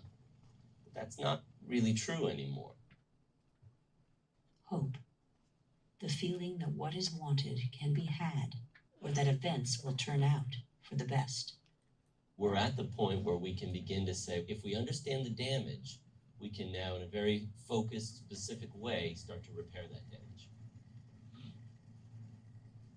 Motion, motion, motion. Becoming paralyzed and being stricken with a rare disorder has really changed my life forever. And it's really changed my life for the better, I think. I think I've learned so much about who I am as a person and what I'm able to accomplish. And it's ironic that, you know, one of my greatest days was when I became paralyzed. And one of the greatest days is when I can walk again. Okay, so that gives you a sense, right? The graphics, we knew they were going to be motion. You saw the scientist, you saw the ceiling behind him. It's not real dramatic. We could have gone more dramatic maybe, but at least there's a sense. Every interview, except for Cody, is up. You're seeing the ceiling, you're seeing the motion there, right? The other thing is, here was the challenge, and this is, you're always doing these things. So we didn't get the money we wanted, and a big chunk that we didn't want fell apart. So we were planning on shooting 5 days at her college, and we only had money for 1 day. So, and we really needed her. We had to figure out a way to get her over time. So what we did was we bought a small camera, we posted it in her room, and I told her I'd like her to do a video diary. And every other night or so, when she felt like it, here's how you turn the camera on. Just talk to it like you're talking to a diary. That last image you saw was her doing her video diary, right? So we had actually 6 months of video diary of her. That cost me nothing except putting the camera up. And it's always that budget thing and creative thing, right? But by God, it worked like a charm. This is just, you think these crazy things through. One night she had a dream, and she woke up and she turned the diary on and she talked to herself. And she had this dream because she could walk. And she talked about how when she woke up, how sad she was about this thing, this moment. And it was just, and she explained this thing and you're just weeping. It was just the most amazing thing. I never could have gotten that. So as a documentary film producer, without a big budget, which we all are, you can use these crazy, just think through all the freaking possibilities, and it's so much fun. I just love this stuff. Okay, sorry. Go ahead, next one. Oh, this is another graphic sample. This is our new marijuana piece. So we had a little bit of money on the graphics, so we wanted to figure out an interesting way to use this graphic. Go ahead and roll. We'll show you. We're still not to lunch, but. Studies show that about 11% of people who use cannabis with any regularity can develop a cannabis use disorder, or what we call an addiction, which is actually a well-defined diagnosis. And then people who use it on a daily basis have much higher, have about double or triple that rate of developing an addiction. So we attached the graphic, you can stop it. We attached the graphic to the marijuana leaves throughout the thing. But we knew we were going to do that ahead of time in pre-production, so we made sure that we shot all the elements so we could add the graphics in later on. And we knew we were going to do that. And in some cases, I would send the stills of what we were going to shoot to my graphic guy as we were shooting it, say, will this work? And he'd say, yeah, that's a good one, or whatever. But again, it was in pre-production we made the decisions on how the graphics were going to go and why we were going to do it that way. Okay, next slide. Let's see here. Pre-production, we already did that. We already talked about that. Go ahead, next one. Production schedule. It's in your templates that I'll send you. Go ahead. On my production, how many of you have seen call sheets? Okay, so you pretty much know that. All right. This is a call sheet. It's just my version of it. On the first page, the reason for this is we have such small crews, but if somebody gets lost, they want to be able to find you. And this has everybody's phone number, everybody's stuff. Go to the next one. Also on the call sheet, you can't see all the times there. This is actually one of the Cody's things. But I do them so detailed and so with actually the call sheet is still on one of these things I was giving you for the thing we did in DC. But I make it so that this time, the travel time, the setup time, what we're shooting, what cameras we're using are all on there. Part of that is you adjust as you go, things will happen. But part of that is so the crew knows coming up. And it really helps them understand, okay, let's see, do I need to pack up the lights now or can I drag them along? Let's look ahead. And everybody has copies of this stuff. And it really helps you figure out how much you can do in one day and where you can do it. The other thing you're going to want to do is actually travel to the locations yourself. With the DC shoot that we did last 2 weeks ago, I knew it was going to be really tight and I didn't know the locations. I had set them up on the phone. I kind of knew. I looked on Google, all that stuff. I decided it was worth the $1,500 to fly out there, stay 2 nights, and look at all the locations and meet all the people. And I was glad I did because I was able to solve a lot of problems 2 weeks before. Then when the crew got there, it's like, okay, here we are, here we are, here we are. So that's really important for the producers. We'll save you a lot. Next. As you set it up, these actually are really crucial points. When you set it up, I always top load the schedule. What that means is it was an 8-day shoot schedule, 5 days in DC, a travel day, a shoot day, a travel day in Texas, and 1 full day in Phoenix. The first 2 days in DC were 12-hour days, and they were brutal. I mean, they were brutal. There were 2 or 3 locations each time. We were whipped like dogs, really technical stuff. But everybody's geared up at the beginning. Everybody's excited about the show, and that's the time to get them to work the most. It sounds bad, but it works that way. It's great. So we got through the first 2 days, and people were like cheering, and then I had a big dinner planned for the second night. And then the 3rd day was a little easier. Then we took a day off, and then the 4th day and 5th day were even easier. And then we came back. We had 2 days here. Then we went over to Texas, and then it was just a travel day and relax. Then it was 2 interviews. Then it was travel day, and then the 1 full day in Phoenix. So it just sort of, I usually top load, and I think that's a good idea. You have to prepare yourself physically. Obviously, I didn't because I wounded myself in Phoenix. But you prepare yourself physically, and this can't be overlooked. Mentally, you've got to be there and ready to go. You're the producer. You're the director. You got to make this thing happen, right? So you've got to be in 12-hour days. You've got to be so focused mentally. And the crew does too. You want people in shape and ready to go. And your mental health is really, it leads to quick, good decisions.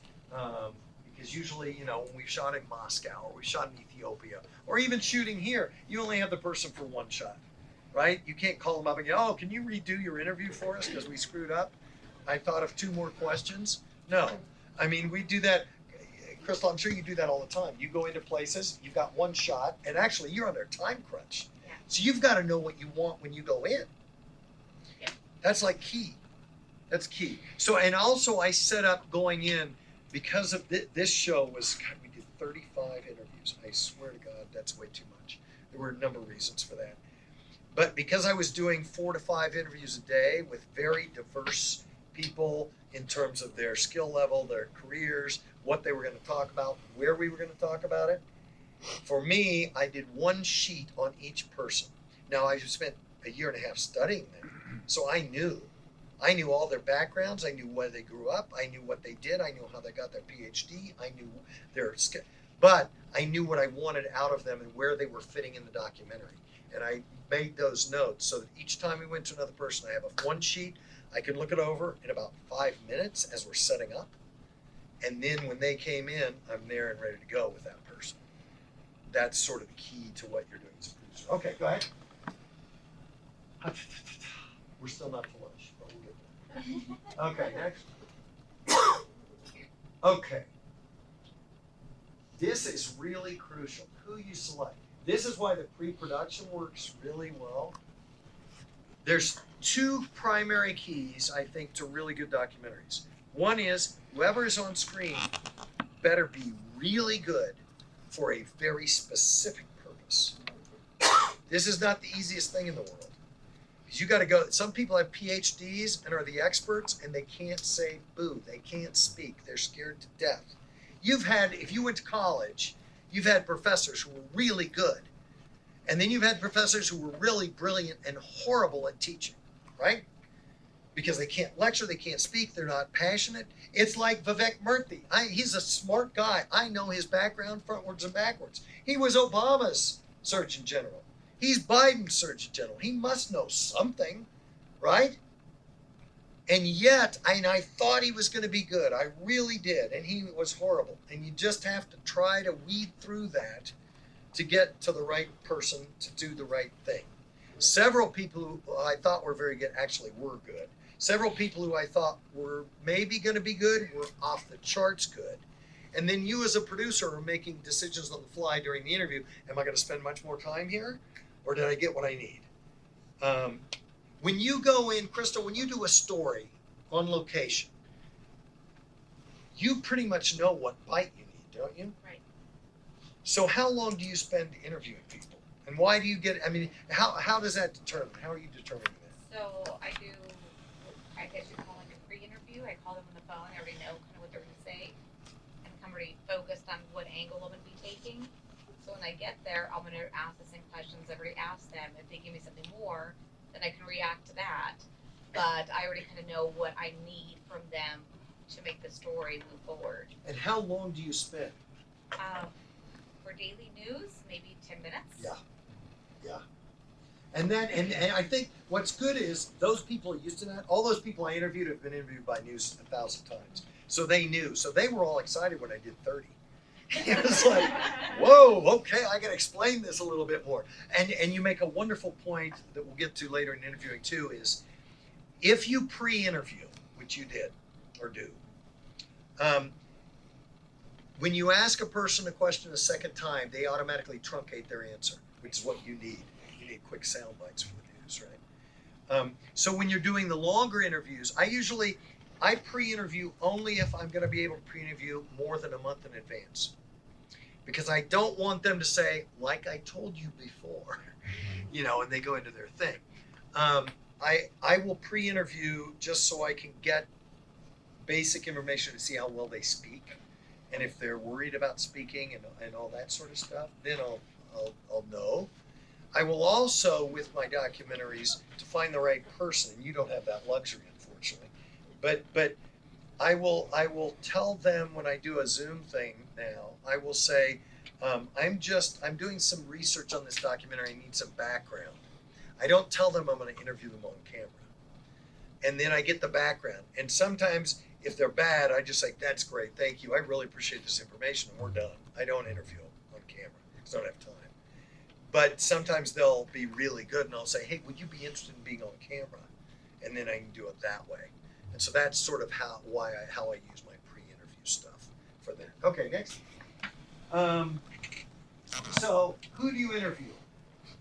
going to the target audience. Who will they believe, right? Usually, this person needs to have a title. Can they speak? Are they a good messenger for the target audience? In other words, who does the target audience respect? So when we were doing the vaccination film, if you looked at all the people we interviewed, part of our target audience were women of color in particular, women of color. So you will look at that documentary, and I would say almost 3/4 of our experts were women of color. Real important, and selected specifically for that reason. 2 or 3 of our experts were immigrants who had risen to fairly prominent positions, and we talked about that in their background in the documentary, because part of our target audience were the immigrant population. So that is how you make the decisions to who you're going to interview and how that's going to work. Go ahead. Here we go. All right, we talked about that. Why would they believe those experts? Go ahead. The location of the interview we talked about, how it looks behind. This is kind of cool. I got to tell you about this. I'm sorry. This is Federico Mayor Zaragoza. The name may not ring a bell. He was the head of the UN. He put together the Gorbachev-Reagan summit in Reykjavik. He is the guy who put together the Climate Accord in Paris. This guy is in Madrid, Spain. And we're going to interview him. So how do we find a location? I'm flying in, looking at the location for an hour, going to bed, getting up, doing his interview, flying home. Tough. Really tough. Horrible schedule. So I talked to a lot of people. In his office building, there was a library. And I begged the woman, she went down, she took pictures of the library. That'll work. Can we get it on that day? Yes. Where are the lights in the library? How does it work? She told me all the stuff. So we found this beautiful library. There it is. Right? So this is the look. Notice the setup that we used. It was just me and a guy. We didn't have any money. So it was just 2 of us, my shooter and me. So we got 2 cameras. One we put on a slider. Both of them can be carried in a backpack. But the thing looks great. We had 1 light, and there he is. So that's one angle. Go to the next slide. That's the angle, and you'll see that. I'm going to show you the video in just a second. We had both cameras, one set up on my shoulder, one on the slider that was constantly moving, and there he is. He's sitting there. Okay, go to the next one. I think this is another look. This is another guy we did. This was in Delhi. This guy, just an amazing man. So that looks pretty good in the background, doesn't it? He is way the hell away from the background. Way far away from the background. Go to the next slide. That's where we were. Looks amazingly different, doesn't it? How do you find that? We stayed in this hotel. I've been to Delhi a couple times, but I don't know it really well. So we stayed in this one particular place, and I asked the people to go around and take a couple pictures for us. I begged and pleaded with them and joked until they did. And I told them I was going to buy them a beer when I got there, and I did. And they took pictures all over the place. That's my room right behind there. And that was the background. And we knew that was there. So you figure that out ahead of time. It saves you an immense amount of time, right? Next slide. Okay, here's the sample. You'll see them both here. ویروس کتاب رو من دیروز از پاریس آوردم. این کتابی تاریخ جلد اولی تاریخ تمدن آسیای مرکزی. آسیای مرکزی به معنای وسیع کشورهای یک حوزه مشترکی حوزه در گذشته مشترکی تاریخی فرهنگی را در بر میگیرد و اینجا آسیای میانه ما امروز یعنی تاجیکستان، ازبکستان، ترکمنستان، قزاقستان، قرقیزستان، افغانستان، ایران، پاکستان، هندوستان، مغولستان و قشقر یعنی قسم غربی چین همین را ما آسیای مرکزی میگوییم. همین تاریخ را ما در 6 جلد آماده ساختن است. And this project was completed, one of the most reliable, dependable research is done in 6 volumes, perhaps the finest that could have ever been written.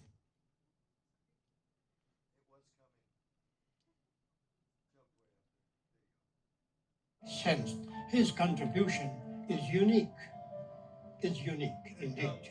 What I wanted to underscore is that this made the knowledge of Central Asia to all the world. Because what we need is understanding, and this was, I think, the main reason by which Asimov was in this forefront of the struggle, because he wanted to say, if we know each other, if we... So you get the idea. It looks really nice, doesn't it? Looks really nice. This was all pre-production and setup, because when we got there, we had to be ready to go. There was no messing around, but it was all pre-production, and it links the area to the person in a very significant way, I think. Anyway. All right, next picture. So this is, just keep. We're not to lunch yet. Keep it. Safety net, extra camera. Oh, you notice I use an extra camera a lot. I think this is a great trick, because in case you have to cut in the soundbite and tighten things up or whatever in what they say, having a second camera allows you to do that if you don't have the cover footage to do it. It just allows you to jump, so that the person, you can jump what the person says and tighten it up. And it's easy, because second camera now, it's nothing. It's easy. You put it up, you get it, and it's a good backup. And especially if you're traveling, internationally, you've got to have a backup camera, because if something goes horribly wrong, which it does, you've got to have something there to get the picture. Okay, next. Interview. So have them sign the release. There's a release, right? And you'll get that in your packets. Sign the release before the interview. Next. Make them comfortable. That's your job, so that they can be comfortable. Next. Listen to them. This is a key. It seems silly, but if you're so focused on where you're going, you sometimes miss where they're going, and it can help you, depending on how much time you have. Okay. Yes, follow up what they're talking about. Next. Physical cues.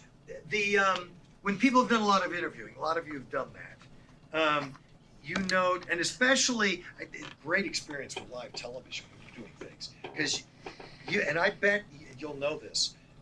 For 10 years, I did a television talk show on 13, and we always had a thing. The producer in my ear, the IFB, we always had a joke to see how close I could come to hitting the exact time to hit the break. And it would be funny, and you could physically cue people.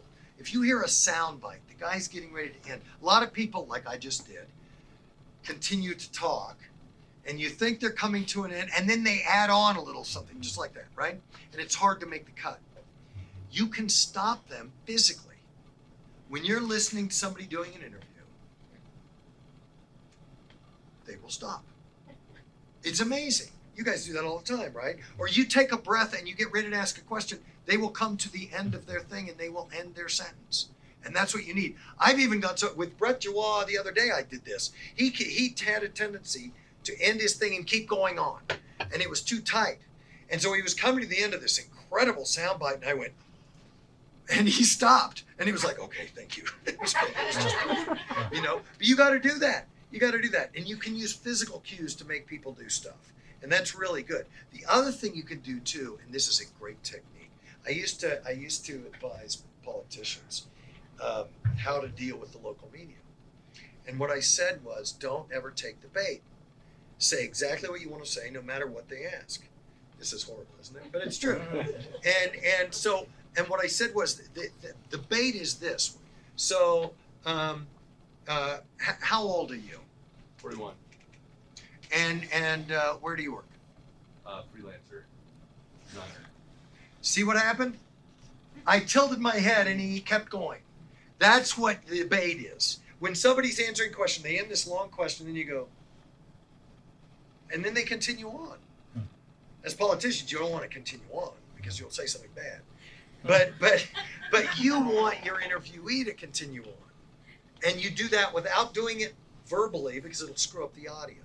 There's all sorts of interesting fun techniques. Actually, ask Crystal and Chad. They do this all the time. They'll tell you all the tricks. Go ahead. Don't mess up your own audio. I just mentioned that. Don't do, don't laugh.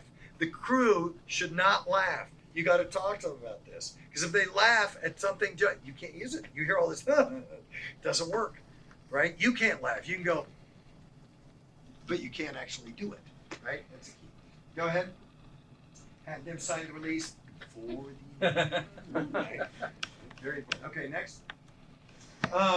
This is real interesting. Depending on who you're interviewing, Some people are more comfortable with stuff than the other. Look at this setup. We had a jib flying in. We had another camera. We had all this stuff. I knew this woman very well, and I interviewed her 2 or 3 times. I knew she could handle this. Some people, you know, the more crap around, the more they get more and more nervous. That's why I love documentaries too. With films, holy crap, actors know what they're doing, right? All this stuff around them, and they're acting like nothing's there.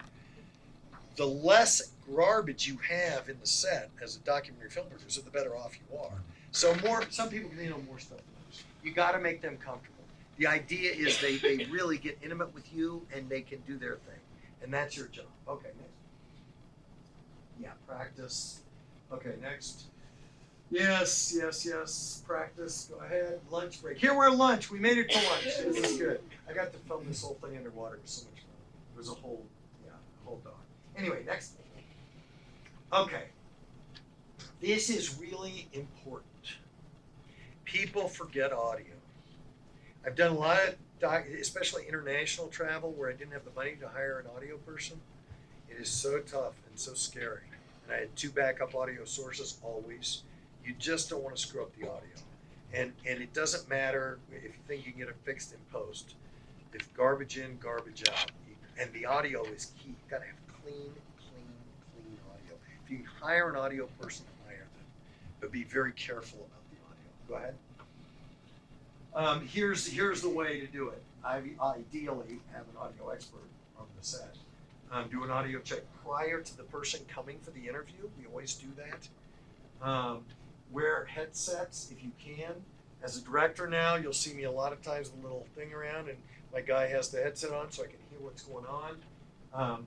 We usually record the camera and record to another source, and we always check playback midway through. You just got to do this stuff. You're the director, producer, insist on it. Insist on checking it beforehand. Insist on listening to it. You just don't want to get stuck with that. It's a very scary thing. I can tell you stories. We don't have time. Go ahead, next one. If you do have to use yourself, do a shotgun lock and separate recorder. What's great, people don't think about audio. I did an interview with George Bush. It was for the Dominici documentary. I say I did the interview. I sort of did the interview. It was remote. And his people did the setup.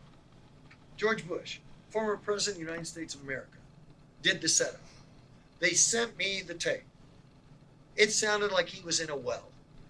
And I called them and I said, you know, this is great. Thing looks beautiful, but you sent me the wrong audio feed. What? I said, you sent me the boom. You didn't send me the lav. We didn't put a lav on it. What? No, we used the boom on the camera. You what? The freaking vice president of the United States, you used the boom on the camera? You were 6 feet away? What are you doing? This was horrible. Didn't use it. Couldn't use it. Cut him out of the show. What the hell's going on? People don't think about this stuff. It's really, really important to do both the boom and the lav. You've got a choice. You just don't want to screw that up. And you can do that. It's not inexpensive. Pre-check, during check, both line of playback, all that stuff. Okay, next. Your crew, I'm sure they're good. Talk to them, and you talk to them in a variety of ways. But remind them of how you want to handle the set and the interviews. Here's my rule of thumb, and you may have been on sets where you see this, especially when you're doing interviews with people. The interviewee and you are buddies. Nobody else becomes friends with the interviewee. There's reasons for that. The reason is I don't want the interviewee looking to other people while they're doing the interview. Because as I'm talking to you, I'm talking to you, I'm talking to you, I'm talking to you. Because you're all there. You're all on my sight line. Right? I don't want that. I want them looking right at me, and that's it. That's what they have to do. So the crew, first of all, I tell them, and I do tell them this, and in very kind, nice, generous ways, don't make friends. Don't talk to the interviewee at all on the set unless it's a professional thing. The audio guy has to tell you, I'm going to slide this down to have lav. That's fine. Don't be chit-chatting. I mean, they want to be friendly. No, that's fine. Be professional. Just do your job. If they say hi, say hi. But that's it. And you want that relationship. Don't make any audio noises. And when you, as much as possible, be out on the sidelines. My audio guy, if I'm interviewing you, you'll never see my audio guy during this. He's going to be back there somewhere with a pole, right, hanging over you. My camera guy may be here, but he's hiding behind the camera so that thing can't happen. If anybody else is on the set, I say, listen, I need you to move back over there. Behind, and I tell them I don't want you in the eyesight line, and they're fine with that. But that's really, really key. Okay, go ahead. Crew interactions, right? We talked about that. Go ahead. We went about it. Oh, perfect. We just went over that. Excellent. So, how do you make them comfortable? Ideally, in the best of all possible worlds, and this isn't always possible, have them do what they do and interview them while they're doing it. Now, that can mean all kinds of different things. With the marijuana show, we had a advertising executive, very, very well-known woman in town, who used medical marijuana, and she was going to talk about her medical marijuana use. And so, yeah, I could have sat her down and done this interview, but that's not comfortable. So here's what we ended up doing. Go ahead and play this to make her comfortable.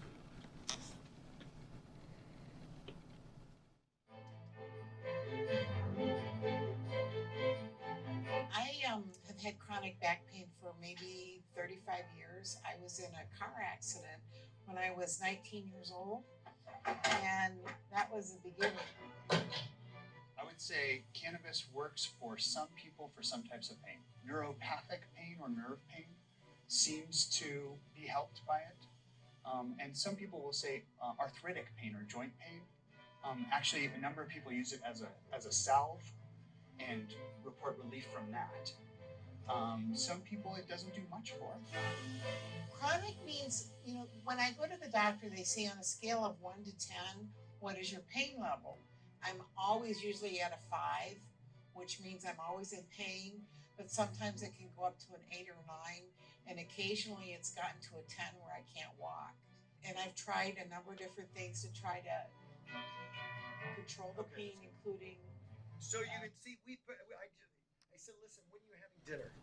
She said, wait, you want to come over for dinner? He said, no. I want you to be comfortable. You do your thing. Why don't we come?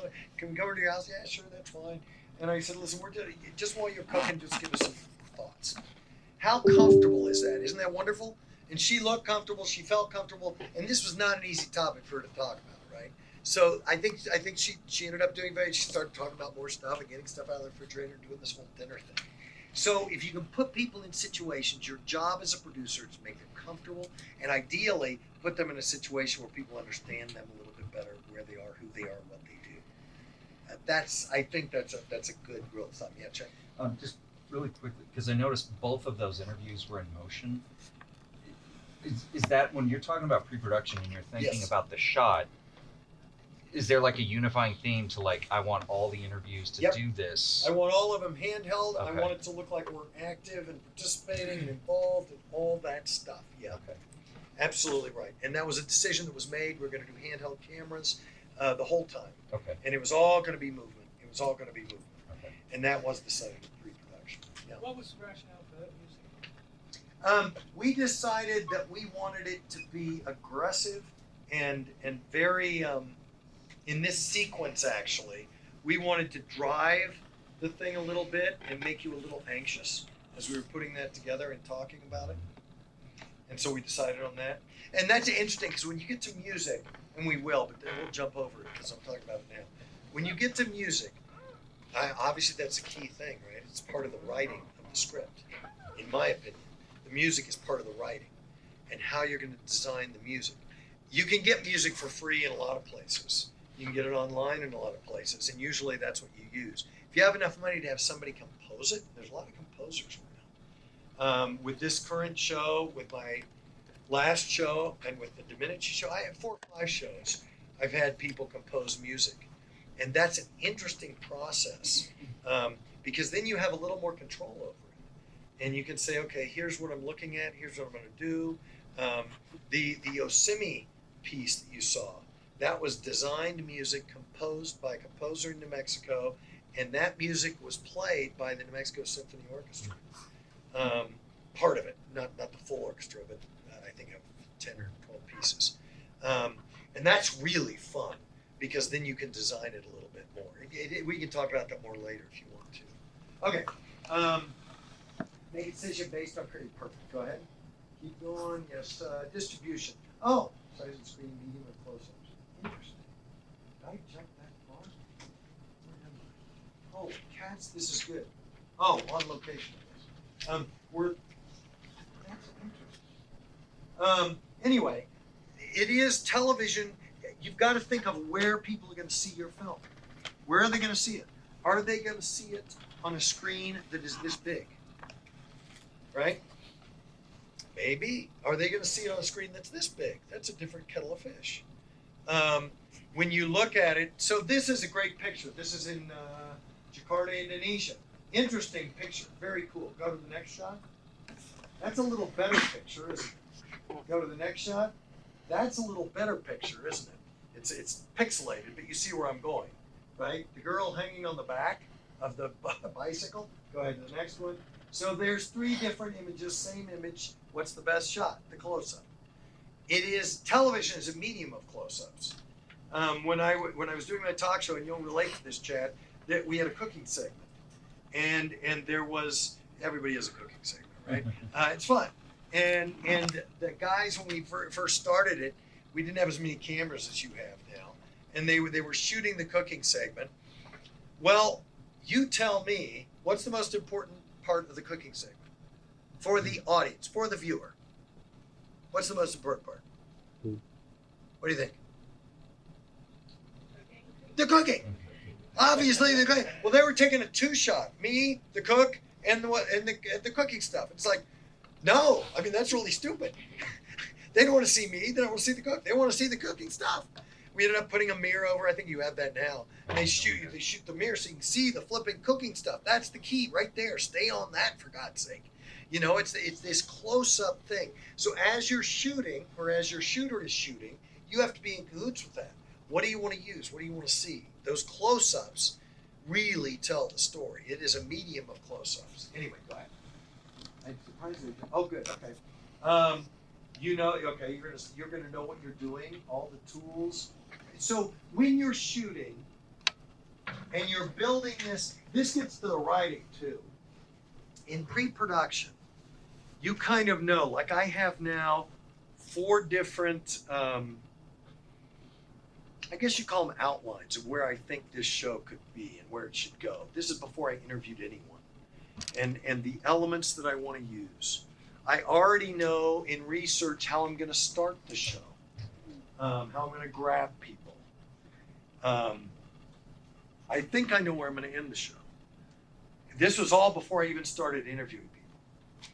And then on the set, based on where I think I'm going with my stuff, I know how I want things to look and how it's going to go forward. And I've done that all in pre-production. Now, I don't know exactly, because I don't know what people are going to say in the interviews. And I haven't written the narration yet. That'll come later. And part of the narration will be based on what I want to do and how I want to do it. And I may or may not use a narration. 99% of my stuff doesn't use narration. But that's real important to know before I get on the set. Because I got to know, when I did the interviews, I got into an argument with my shooter. We rented a house, and we're all staying in the house for a week, which probably wasn't the smartest move, but it saved some money. And nobody got COVID in the hotel, so that was good. But we got into an argument about, he said, we're just doing interviews, we're not getting any cover footage. And I said, but all the pre-production I've done, the year of pre-production, I have your cover footage. I've got all the footage, I've got thousands of pictures. Somebody's going to talk about Hurricane Katrina. I've got people flying over Hurricane Katrina. I got that footage. I got footage of this. I've got footage of that. We're good. Because we were doing back-to-back-to-back interviews with no cover footage at all in some instances, and he was really worried about that. Anyway, I already know that. This, you've got to think through, because the transitions and the tempo are determined in the field. How you're going to get from point A to point B. How are you going to go from this interview to that interview? Do you want to do the interview and then swish pan off and have it swish pan into another interview? That's a cool transition. But you better know that so you can tell your camera guy, every time they enter a sound bite, swish off. Because we're going to swish in on the next thing. I mean, I don't know what it's going to be, but you got to think about this stuff beforehand. I have on my call sheet and set notes for me. options. If the interview goes short, I know what we can spend the time on. If it starts raining, I know exactly where we can move to and how we're going to do it. My decisions have been made so far in advance that I can then change the decisions there easily and quickly. This is real important. I've been on sets, maybe you have too, where something happens, something goes wrong, something changes, whether it's the weather or cars coming through or something. And people go, okay, well, I guess we'll just sit here and wait. And that is a lot of money thrown away, right? Anyway, go ahead, next. The unexpected, things happen. And as a producer, and this is, I think, the most fun part. This is a good example. We're at the Taj Mahal. Same thing happened at first. Somebody came up. We were using, I knew that we couldn't use big cameras because there's permits required, all this other crap. So if you go in with DSLRs, it's great. It looks like we're tourists, for God's sake, right? So nobody knows. It's beautiful. We did this in Moscow too. It was great. So you go in with little DSLRs and nobody knows you're there because you're a tourist. So that was the first thing. But one of the police guys at the Taj Mahal came up, and I had a mic on my guy, on Kashi Pandya, and the guy came up and said, "What are you doing? What are you shooting here?" And I said, "Gosh, he's my uncle. We're just doing this thing for the family." I said, okay, good, that's fine. Which worked because we could both speak English. In Paris, we were setting up. Oh, this was so cool. We were matching what we decided to do was Osimi. The show was about Osimi. He in 1960 something. When did camcorders come out? No, that would have been 70s, maybe 80s, right? 70s, late 70s, something like that, when camcorders came out. When they first came out, he was in Paris working for the UN, and he took his little daughter, and they bought one of the first camcorders in Paris. And they took all these camcorder pictures, and I had them, and they were so cool. They were him walking through gardens and her being there and sitting with him, and they took all this cool stuff. So I wanted to match that. He is dead. He was murdered. And I took his daughter, Feruza, back to Paris, and I had a friend of mine in Paris locate the spots where those pictures were. And then we took her there and had her tell the stories while she's there. So we could go from the old footage into the brand new footage, and we could dissolve between the two. It was beautiful, especially in Luxembourg Garden. So we had this all figured out. And we had it on the iPad, the picture, and we're going to match those shots. And we brought in the camera, we're sitting it down, and it's just the camera guy and me. And then we're going to have Feruza walk. And just as we're doing it, I'm working with Feruza where she's going to walk and how she's going to sit in the same place. And she's getting very emotional, which is perfect. And I look around, and there's a gendarme, their police, with my camera guy, who's immediately taking down everything. And I walked up and said, "What's going on?" He goes, "I think he's wanting us to take it down." He didn't speak any English. I speak very little French. And I said, no, we can't. I'm looking at the guy, and he's wanting us out. You have to have permits. And so I grabbed the guy, and I said, wait. And I showed him my iPad, and I showed him the picture from 20, 40 years before, and said, look. And I'm showing the picture, and he's looking, and I'm going, it's the little girl I bring over for us. This is the girl. And I said, yeah, just 10 minutes. He goes, please. It was great. And so a lot of producing is just dealing with stuff momentarily in that moment. That's I love that part. It's just so much fun. Same thing happened there. Okay, next. Sorry, I get all worked up. So the challenge, yes. Everything affects the budget. How it affects post-production. If you can get an editor who shoots or a shooter who edits, that's great because they both then understand what they need in the edit. I found a guy who's just great, Phil Griego, who does both. And so I've now hired him as my primary shooter, and then he also is my primary editor. And that really helps a lot because he knows that's why we got into the argument. And I loved the argument. I told him afterwards, I brought him up here and said, listen, I'm sorry we argued, but I'm really glad we argued. I'm glad you're fighting for the post. That's what I want you to do. I want you to fight me. I want you to have good post-production. So it was very cool. Okay, go ahead. And then again, the audio. Notice the audio guy out there, right? If you can hire an audio guy, that's a great investment, it really is. Go ahead. God, I want to show you this. I got to tell you the story. So we're in, and again, this is stuff that you don't know when you're making. You pre-plan like crazy, and then you get to the location, and then something happens. And to me, that's the magic. That's the fun. That's the excitement. You got to make a decision, and you got to figure out what that decision is going to be. So we were in Australia shooting a thing about global warming. We were going to interview this woman who's part of the Australian Parliament, she's going to be president of Australia one day. She's just on fire, this woman. And we had located her, and she was going to be great. And we had to travel for 3 hours to get to her house, and then we had like 6 hours, and then we're going to stay there, and then we're going to come back.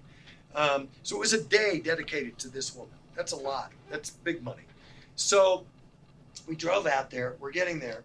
We get to her house. She comes out. She comes running out. She is on fire, this woman. It's like, we've hit the jackpot. She comes running out, and she says, Chris Schueler, it's so good to meet you. Sorry, I got called into Parliament. You can talk to my husband. See you later. And she was gone. That was it. And I'm there going, son of a bitch. We've lost a day. Now what do we do? And out comes her husband. And I swear to God, he looks like Elmer Fudd. He's got an Elmer Fudd hat on.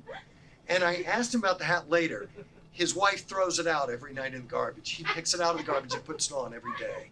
He just looks like this doofus. And he comes out, and I said, well, I mean, what do we do? We're there. We're on the farm. We're there for the day. So let's go. Show us your farm. Okay? So he goes out, and, we drive out with him. We're in this thing. We're driving out over the farm. And I thought, okay, we're going to make use of it. So he's driving, and I have the camera guy sit in the front. I sit in the back. And I'm talking to him as he's going, because he's comfortable there, right? He's in the thing. And he starts talking as he's driving. And he's talking about these things about the earth and healing the earth that are really profound. And he starts talking about this stuff, and I'm thinking, this guy's pretty amazing. And then we get to this one spot, and I said, okay, hang on. And so we mic him up. I had an audio guy with me too. And we put him at the bottom of the hill, and we got at the top, and I said, just walk up the hill and tell me about that farm and how it's changed over the years based on what's happening with the earth. This guy was off the charts wonderful. And I asked him if he's a poet, and sure enough, he said, yeah, I write poetry. So tell me a poem. He tells me this poem. And it's beautiful. We used it for the open of the show. Mother Earth, she can take us or Mother Earth, I remember this. Mother Earth, she can take us or leave us. We told her we loved her, but she didn't believe us. We've got this world of ours running a fever. She tried to warn us, but we did not believe her. Isn't that beautiful? And we started the show with that. And it was just this guy. So one of the things, we were out there running around, and he's telling me about these, that in the paddocks are the farm areas, there are thistles. And that really explains what's going on with the earth. And I said, hang on. He starts explaining. I said, wait. So we set up the camera and let him tell us about the thistle. Go ahead. I'll just show you one piece. This is saffron thistle. Now, most people would hate this in their paddocks because unless you get it very early, it's not palatable. It can give a sheep bad sores around the mouth, so they don't tend to eat it. But it's got an important job to play in our soil. It has a deep taproot, single root, with hairs coming from it. And it loads up with minerals, shoots them up into the body of the plant, then dies. The sheep tread it down into the soil, and we have mineral exchange. And that's what most weeds are doing, is they're supplying minerals, and the soil knows what it wants, and the soil will grow the weeds it needs. Or it's holding the soil together. So you can read a paddock's nutritional deficiencies and what it wants just by reading the weeds.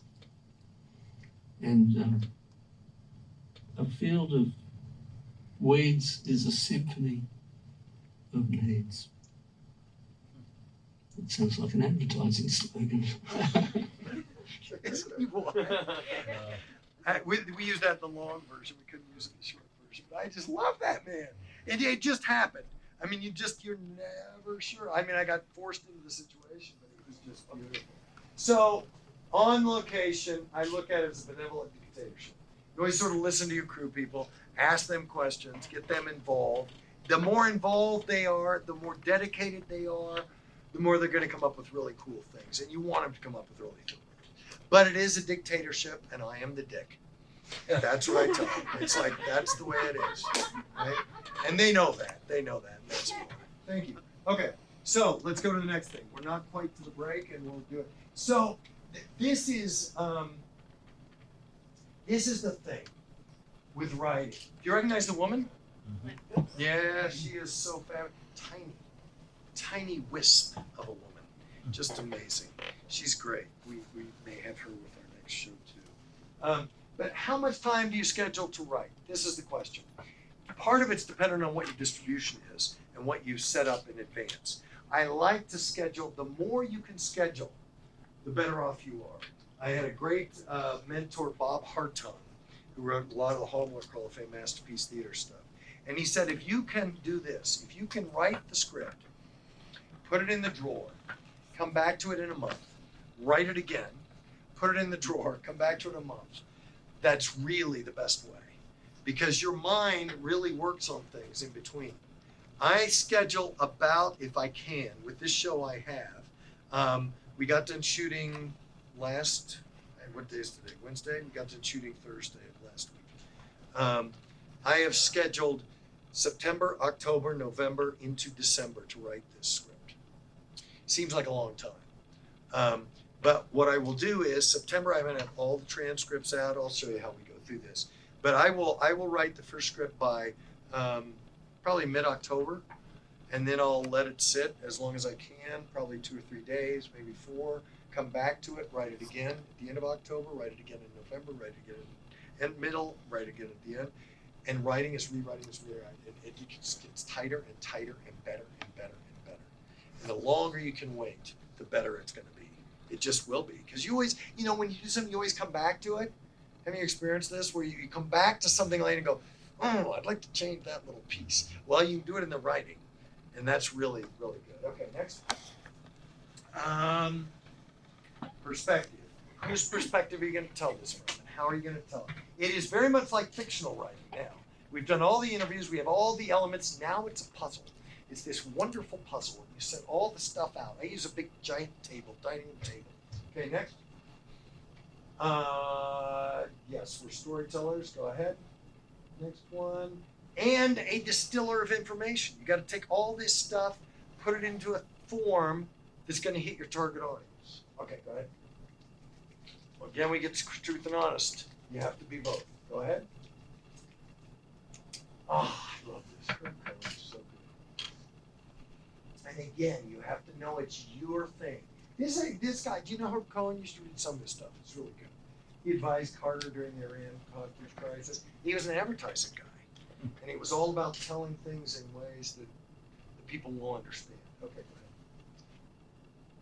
go ahead. This is what you have to have. You want the whole, but you want it to be bigger than the whole. And in documentaries, I think that's what can happen. Go ahead. Okay, what are the parts of your documentary? Okay, so what are the tools? What are the tools as a writer? What are one of the thing? And I'm asking you seriously. What is as you're writing? What tools do you have? Oh, come on now. Your interviews. You have your interviews. You have their interviews, the things that people have said. What else do you have? Locations, the imagery. Right.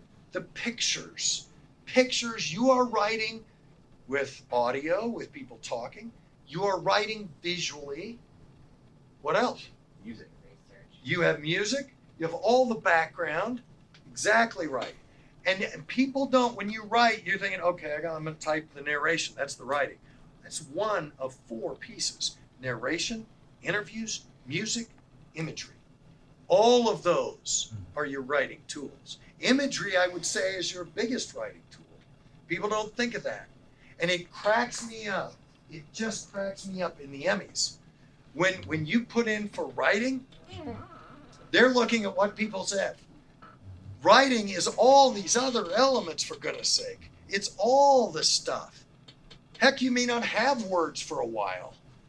Can I tell you the open to the show? You're the first people to know it. The open to the show for the Commission Corps is start in black, open in black.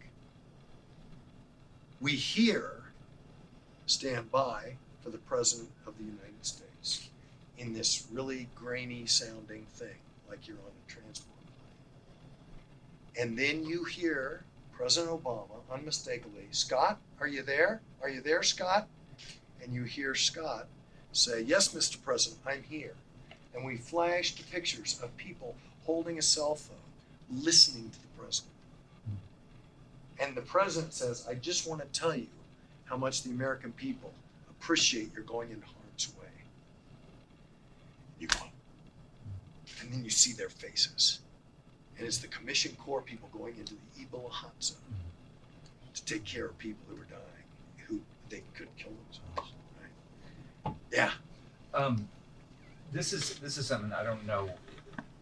Crystal might be able to chime in on this too, but I've heard a lot that when you're producing for big screen or something, or you're producing for television tends to want to be, it is more dialogue driven, and that it is more about the words. And I'm always struggling because I want to incorporate more of that visual. So since you when you're coming with this and you're like, okay, I know it's going to be on PBS, I know where it's ending up. How much of that are when you're writing in, are you like this? I'm going to tell this visually. Like my wife and I just saw E.T. back in the theater again, and I was struck because it's been ages. Yeah. How long before there's one word spoken in that movie? And I'm like, that's beautiful. Yep. How can you incorporate this into television documentary? Yep. The beginning of Twin Peaks, the most beautiful open ever. I just think it's incredible. And I mean, storytelling is storytelling, but I think visual storytelling is the key for us. I mean, it's all about visuals. It really is. I mean, a dialogue is absolutely crucial and important.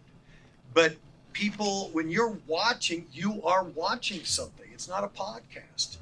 And I think the visuals are the key. I really do.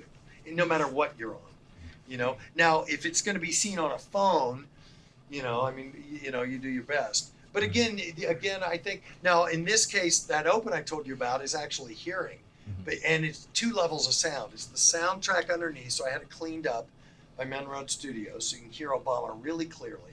But then I had him put back in a little bit of the C-130 transport plane sound, right, so that something's going on and people are going somewhere. And we are teasing people with what the hell's going on. Why is the president calling this guy? Why are all these people looking at what he's saying? And then what we did was, this is all in pre-production, I know I'm going to do this, I got the 3 people who were key on that call. I got the Surgeon General, Boris Luchniak, I got Scott Giverson, who he's talking to directly, and I got Dan Beck, who set the whole thing up. I got them together at the University of Maryland and said, bring an iPad, or bring your laptop, bring up that video, and I want you 3 sitting there, and I want you to react to it now, today. And we shot it slow motion with one camera and real action with the other camera. And so we're going to go from the back, from Ebola, which was when? God, what year was that? I can't remember. Yeah, something. So you got Ebola going on, and we're going to start cutting in between the people who are really there, and then the modern day people as they're starting to see it on the screen, and we can come out to today and what's going on with the healthcare system today. That's the plan. We'll see how it goes. You guys will look at it and go, God, none of that turned out right? Hopefully it will. Okay, so we talked about the elements. Go ahead. So we got the 3 things. Go ahead. We already talked about this. Interviews and voiceovers. Oral enhancers, including background and all that sort of stuff. And then all the visuals, locations, music, all that stuff. You're writing with all those elements. All that is part of the writing. Go ahead.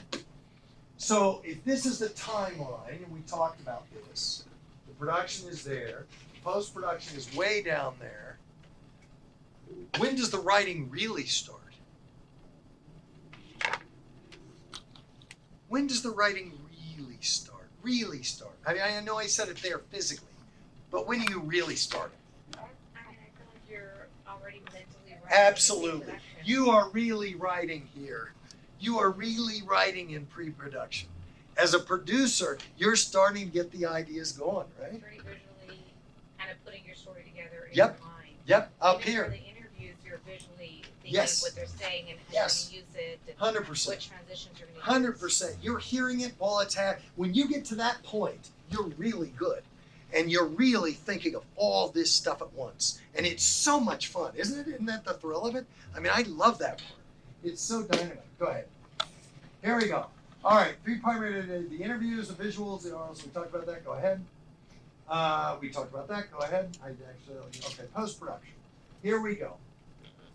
So as you start, when I start actually doing the physical writing, which is where I am right now in this point in time. So I print out all the transcripts. And then I'm going to lay them all out in piles where I think they sort of may end up in the show. And then I go back to my very first think tanks a year and a half before, and I read through those notes. And I go back to all the research, and I read the research again. It takes time. It takes me 2 or 3 days, but I read all that stuff originally because I've forgotten some of that stuff later. It's been a year and a half. And then I go, oh, wait a minute, I forgot this, or I want to add this, or it just helps you. This is my process. It helps me as a writer. Right? That's my daughter. So you're writing both visually and orally. Go ahead. So this is a sample of the vaccination film, right? And I write it like a movie script. It's a documentary, but I write it like a movie script. There's sort of 2 different ways, and I'll go over those. But this is what we do. And I give this to my editor, and he's got a very clear picture of what we're doing. We're going to see this montage of old pictures of the 1918 flu pandemic. We're going to have Betty Corbett talking about this. Then we're going to see family pictures from our interviewees mixed with historic pictures as we hear her say, I've forgotten the lessons. You actually saw that piece already, right? And then John Gravenstein comes on, talks about the medicine to save more lives and anything else is done. Then we go to this fake media post, which I think is hysterical. 10 ways viruses come from pies number 5 will blow your mind. The clickbait society that we're in. Go ahead, next one. Then we hear this stuff. Southwell speaks. Then we cut to this graphic. So you can see all these things. It's very, very written like this for me, this helps me visualize it. Helps my editor visualize it. I know that's the footage that we have. Go ahead, click. Then we go through all this stuff. Just as over, the tail hat effect, which is the graphic. And then we hear Sam Grieve say, in the hospital bed, there it is, and then we're to the open sequence. Chris, Yeah. Is there a template, say, for a final draft that is Yeah, I mean, there's a lot of different templates that you can get online that are movie, what is it, Movie Magic? No, that's the budget thing. There's 2 or 3 different ways that you can use now. And actually, I think in my templates that I'm going to give you, I think I have the full script so you can look at that too. Go ahead to the next one. Our lifespan for most of human history was short, right? We had 40 years if we were lucky. And 45% of kids, depending on the era of history, died before the age of 5.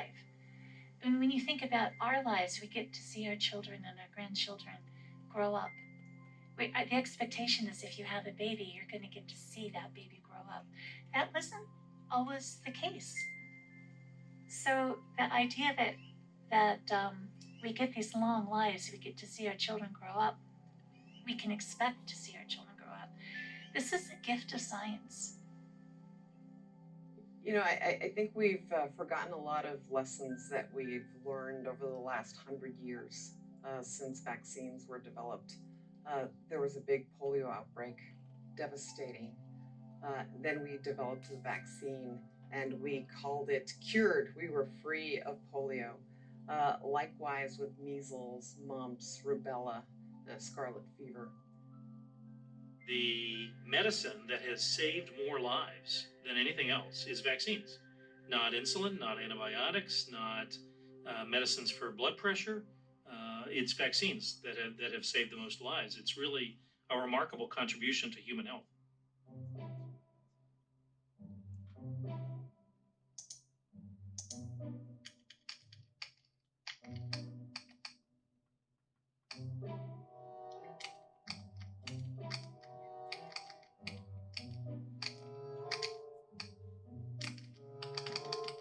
It's now possible, for misinformation to appear on your computer screen and for you to quickly share that with 1,000 of your closest friends.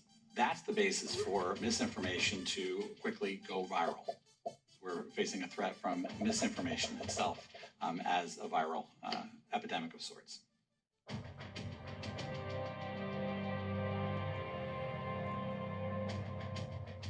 So viruses, many viruses are incredibly contagious.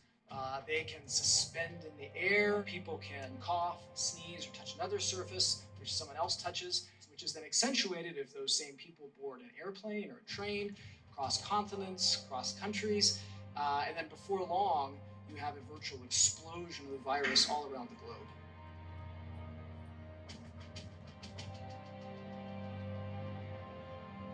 This is truly an unprecedented situation. This virus does not discriminate. It attacks everyone. The coronavirus has changed life as we know it across America. I want to talk about the fact that if anybody's doubting getting the vaccine, please get the vaccine. This is not a hoax. This is real. It's very dangerous. It comes on quick.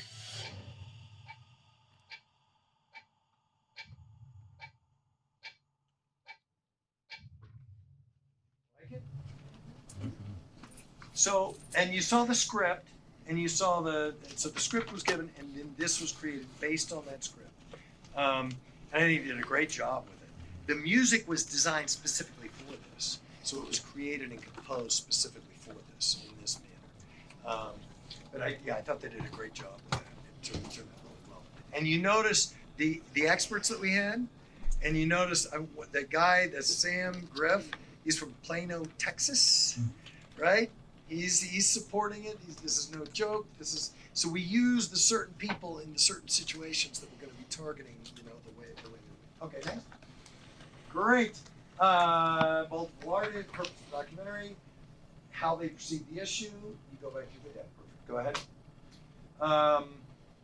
This, let's see.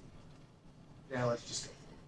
This is that. Go for it. So. Here are just a few basic, if you haven't taken a writing course, take a writing course. It's just basic English stuff. Juxtaposition, that's using two things placed together with contrasting effect, pictures or sounds or music. A good example of this is juxtaposition will allow you to condense time. And by that I mean, for instance, let me think of a good example. A good example would be, okay, we see an extreme close-up of the top of a beer can. We see a finger come in and pull the top of the beer can, and you know that sound it makes? It doesn't make that sound in our show.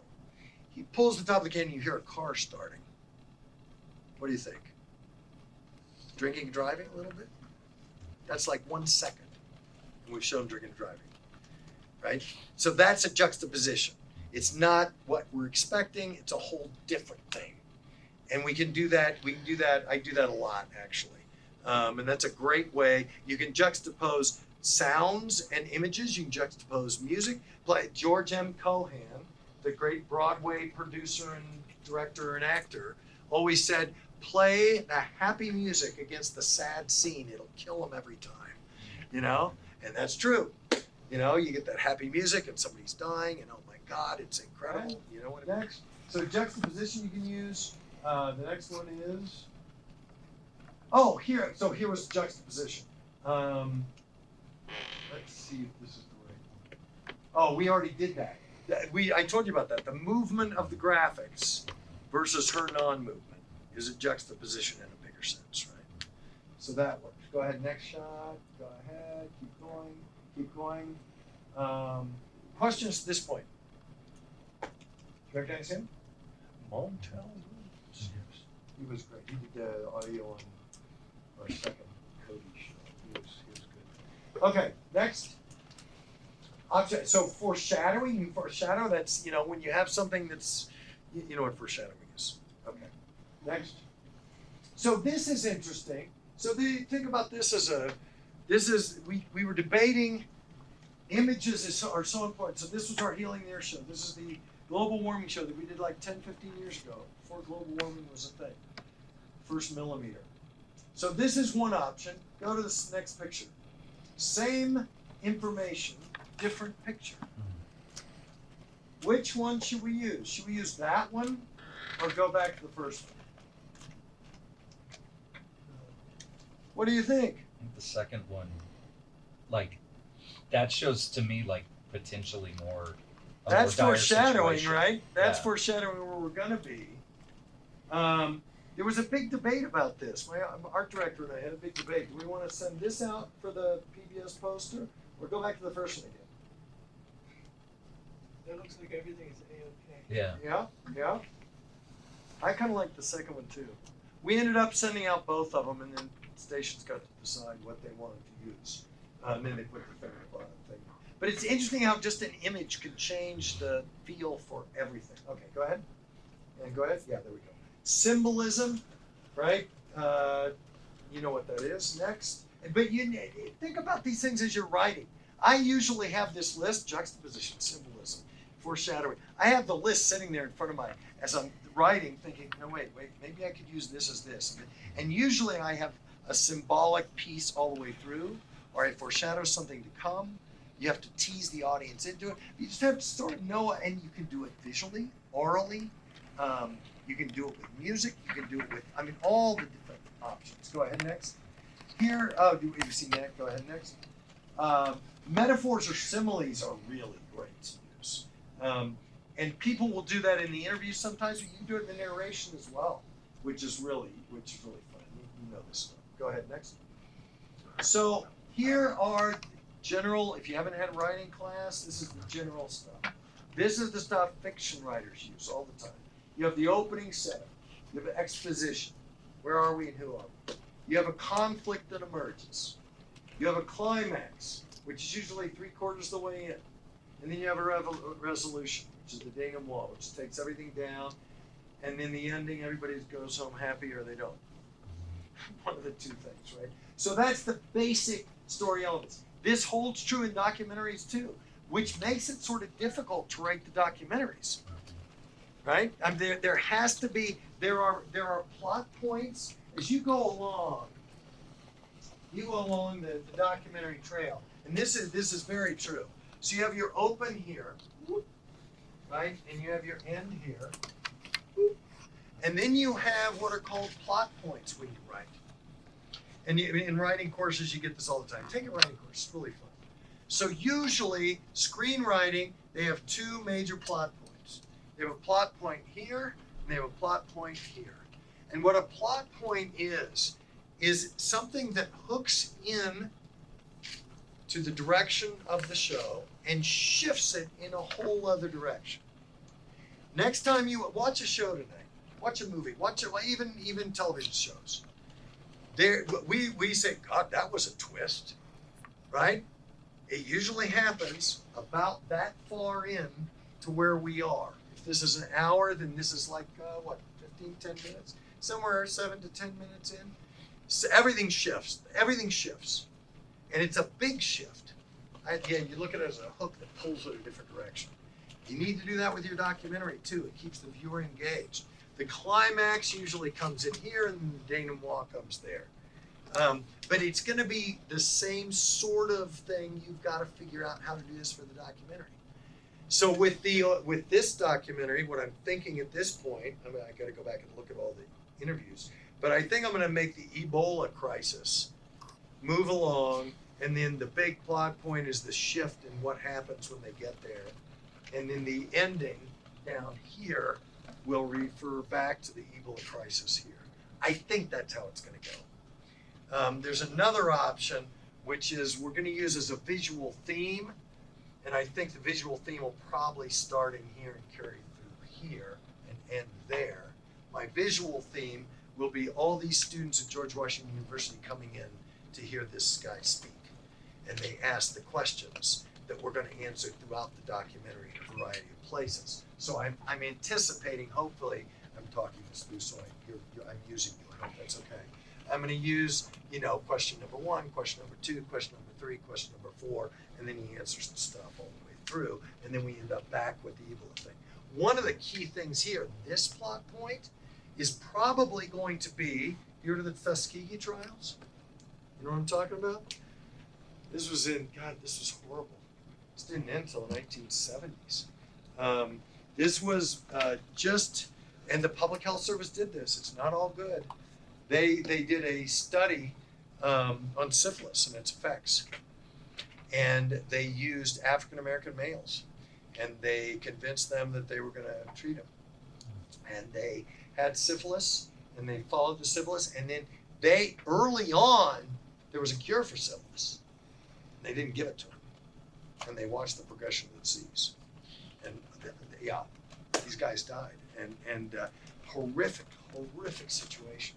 And one of the things Jerome Adams said, he said it in the pre-interview, and then I had one of the kids ask me the questions. This is actually a pre-interview 3 months ago. So I had one of the kids say, how do you justify Tuskegee? And he said, this was beautiful, because he said it in the pre-interview, he said it again. He said, I walked into my office every day as a Surgeon General, and I looked on the wall leading into the office are all the pictures of the Surgeon Generals throughout history from the beginning. And all the Surgeon Generals during that time period, for 40 years, this is 34 to 74, all those Surgeon Generals knew this was going on. They were all white males. And I was Surgeon General, he said, at the time when everybody was taking down the statues in the South. And I had the power to take down those pictures. And I said, nope, I want to look at those pictures every day. And I want to know that we have to do better. And he does it much better than I do it, but he did it. And he did it with the students, just like in the newsroom thing, news and broadcast news or whatever it was. And so I think we're going to use that as this plot point to shift everything back. And what we're going to do coming out of this, so we can get this nice thing here. I don't know if you remember the Clinton apology speech, but Clinton gave a beautiful, tear-dripping apology about Tuskegee. And I think that's where we're going to be at that second plot point. And I think that's going to grab people. I mean, Clinton was just beautiful as a speaker. And he said, we did wrong. We have to know that. I mean, he was beautiful. And I've got all that footage. I've got all the public domain. It's great. It's fabulous. Okay, next. Okay, your characters. Who are you going to use? Who are going to be your A, B, and C interviews? I look at the A interviews as the people that we're going to see periodically through the thing. B interviews support those people with information. C interviews are the anecdotal pieces that support and tell the stories, the little stories. Does that make sense? I'm going fast here. But these people, so who is affected and who is going to be expert and where's the target audience? Who are they going to believe? These three things have got to be key as you write your piece. The experts of guides, the resolution makers, who is affected. And maybe you use who is affected as the key characters. I mean, in the Cody show, she was the star, right? How am I going to get this key character? Well, it's the Ebola thing, right? Scott Giberson, who went in there and risked his life to keep Ebola in Liberia as opposed to bringing it here, is probably going to be a pretty key character, I think. Well, I got to read this interview again. He did a good job. So we have to have those moments. He's also very well respected on Capitol Hill, which is a key for me. We're going to use Obama, but we're also going to use Jerome Adams. We're also going to use Brett Duah, who's pretty far right. So we're going to use all the right and the left. That's going to be a key for us because the target audience, again, is senators and Congress. Okay, go ahead. So who is going to tell your story? Is it going to be the voice of God? Is it going to be the narrator? Is it going to be somebody who you found? That's a good question. The perspective and the POV, again, we talked about this. But at the bottom, this is really key. And this goes back to your question, Chad. Character is revealed not by what they say, but what they do. Now, in a documentary, you may be able to get what they do. You may not. I've got a lot of pictures. So there's that. But I think that's true, and I think it just has to be kept in mind. You got to try to make that happen. Sometimes you can, sometimes you can't, because you can only work with what you have. It's interesting. Okay, go ahead.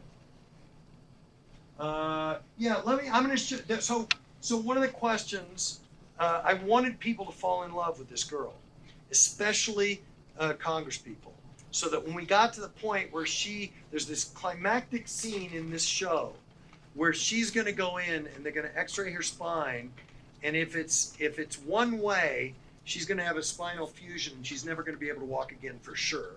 And if it's the other way, there's the chance she can actually have stem cell research and walk.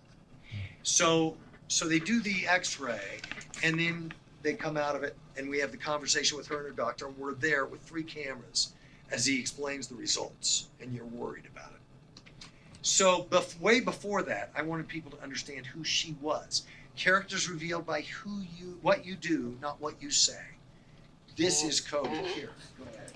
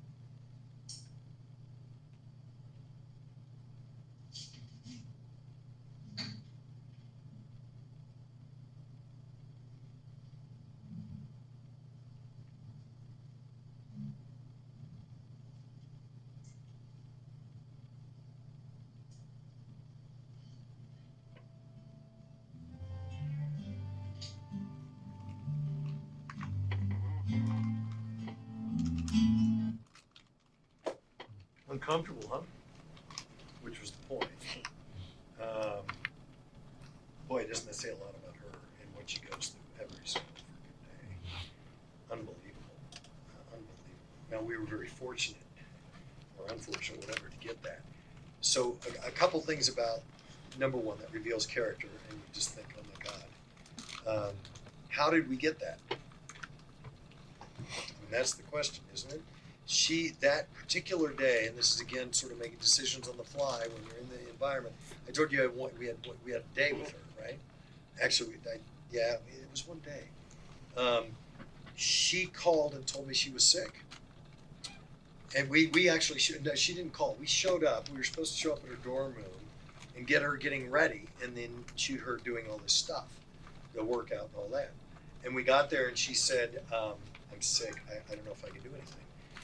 And I said, well, we've got this day, and you said, and we had a lot of talks before this, you wanted people to see the whole thing. And she said, I said, what would you do if you were sick? And she'd go I'd take a shower and I'd go to bed. And I said, well, What do you think? She goes, yeah, let's do it. So I said, okay. So we did. I said, where are you gonna go? How's that gonna work? And then we figured out where to put the camera so we didn't show any parts on the ground. And so we set the camera there. She came in, and then I had one camera guy come in, no audio, just camera guy, me. And we shot a couple of the tight shots for washing her hair and that sort of stuff. And then he left again. And then we just were going to have her get out. And then she couldn't, she fell. Now, ethically, it's like, and you sort of could see the shadow. When she fell the first time, I leapt up. I was behind the camera. And she said, nope, happens every day. Just leave it alone. And she just dealt with it. And that's what she does.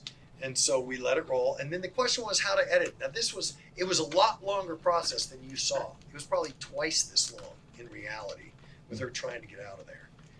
And so I had a female editor and I had a female assistant editor, and I let them make the decisions as to how we were going to cut that so that it would, I said, I don't want it to be prurient. I just want it to be uncomfortable. And that's what it turned. That turned out to be one of the most powerful parts of the show, I think, in terms of ingratiating the thing. It was just amazing. Okay, next. Who is the messenger for the target audience, and how will the audience then frame that message based on who says it? If Brett Jawah, who is fairly right-leaning, who worked under Trump, who loves Trump, says something, that's going to say something to somebody, in one way. What I'm going to do is symbolically juxtapose. I thought I wouldn't like the guy. I told you I'm left. I thought I wouldn't like him at all. I ended up really liking him. I really ended up liking Jerome Adams. And I really ended up telling both guys, you give me hope. I'm a Democrat. And I'm actually an independent, but I vote Democratic. And I said, yeah, and that's why I told Jerome, you sound like a Democrat, man. And it was funny. And a lot of what it helped me. I said, you really give me hope because you're in the middle. I mean, you're talking about science, you're talking about health, and they both said it's about health and science. It has nothing to do with politics. And I love that. So him saying that is going to appeal to a certain group of people on the Hill. And I'm planning on using him in that manner. But that's how I will target this thing. Go ahead. So there's news format. I don't know if you guys still use this. In news format writing, you do video on the left, audio on the right. Do you guys still do this? Okay. So in that sense, you do that. And I do want to spend just a second on this because this is important in the writing stuff. If you do it this way, so video's over there and audio's over here. So usually dog running, this dog is special. Usually in news, I don't know if you still do this, it's see dog, say dog. If you see a dog on the screen, you talk about the dog, right? Sometimes if you have time, you can get very creative. And you can do those things. You can juxtapose things. The sample that I gave you was the video is a tight shot or an extreme close-up of the beer top, of the beer can. And the audio is car starting, right? You can't read my writing because I don't write well. But you have an extreme close-up of the beer can, and you have the audio of the car starting, juxtaposition. So in this way, writing with this format, it makes it easier to sort of see how things are going to link. And I kind of like that sometimes. That's very helpful. If you want to write that way, that's fine. Whatever you want to do. So the other way is go to the movie format next. Yes, movie format. We have everything across. This is the same thing. Fade up, tight shot, of dog running from various angles as we hear narrated. This dog is special. It's the same thing. It's just written in a movie style. So it's whatever you're comfortable with, really. Okay, go ahead. There's a movie. All my stuff is movie format because my editors like it that way. And I kind of enjoy writing in that style anyway, which works real fine. This is a mental health thing. Okay, go ahead. Log sheets. I don't know if you do this anymore. Because everything's digital, maybe not. I do it because I'm old school. This is a list of what we are shooting on location. Now you can do it before or after. I like to do it on the set. If we're doing strictly B-roll, not interviewing somebody, I'll write down the different shots that we're getting. because when I go to writing, I'm going to write visually, right? So I want to know what I have available in that thing. So you do that. You put the date, chip number, or whatever it is, and I'll ask them the time code so I know where to find it if I want to relook at it, and then the description of what it is. You do that or not, depending on what I use log sheets when I write. Go ahead. Transcripts. So I use Rev.com. I don't know if you've heard of this. They are fast. Rev.com. I have my audio guy on the set. He's doing WAV files, if you know what those are, for the edit, because they're the real thick, big, hongus things. And then he, at the same time, does MP3s. And at the end of the shoot, at the end of our 8 days of shooting, he handed me one card that had the SD card that had the MP3s, all of them. I upload all of those to Rev. And I uploaded them at 5 o'clock in the evening, and by the next morning, every one of my transcripts was in there. 35 interviews, all in there. I bring them out, I print them out, and there I am. And they have time code on them. It's awesome. Now it cost me for 35 interviews about $2,000. It was a lot of interviews. But man, then I've got them all right there. I like them to hold them and look at them and touch them and mess with them. So what I do is, go ahead, next one. Let's see. Oh, that was that. Back up one. Okay, so this just shows how you, I don't know if you, news people know this. You wouldn't know what a soundbite is. Have you heard of soundbite? Soundbite is a section of what people say that you're going to pull out. It's a bite. It's just a little piece of what they said. You're going to pull that out and you're going to put it into the script. So here, Laura says all this stuff. Here's me asking a question, I think. How do you describe that? What can we say to break down the stigma? So then she says, what's going on? Well, I live with it. So this was the start of the soundbite, I believe. So go to the next piece and you'll see the script. Yeah. So we pull the soundbite out. I've lived with severe depression, right? That's what starts. Are you going to use a narrator or not? That's the big question, isn't it? So the reason I use a narrator, if in fact I need to cover stuff that I didn't have in the interviews, I'll use a narrator. But usually I have so much interview stuff, I don't need that. And I like the people to tell the story generally. The reasons I use a narrator is primarily if it helps us get more viewers. So we've used Glenn Close, we've used Cranston, we've used Montel Williams, Ali MacGraw here. So if it's PBS product and we're going to get more viewers, then I'll use a narrator. And that's usually my reason for using it. What's the cost to get one of them? Okay, good question. Glenn Close. Holy cats. I mean, these are big league people, right? So I have no money.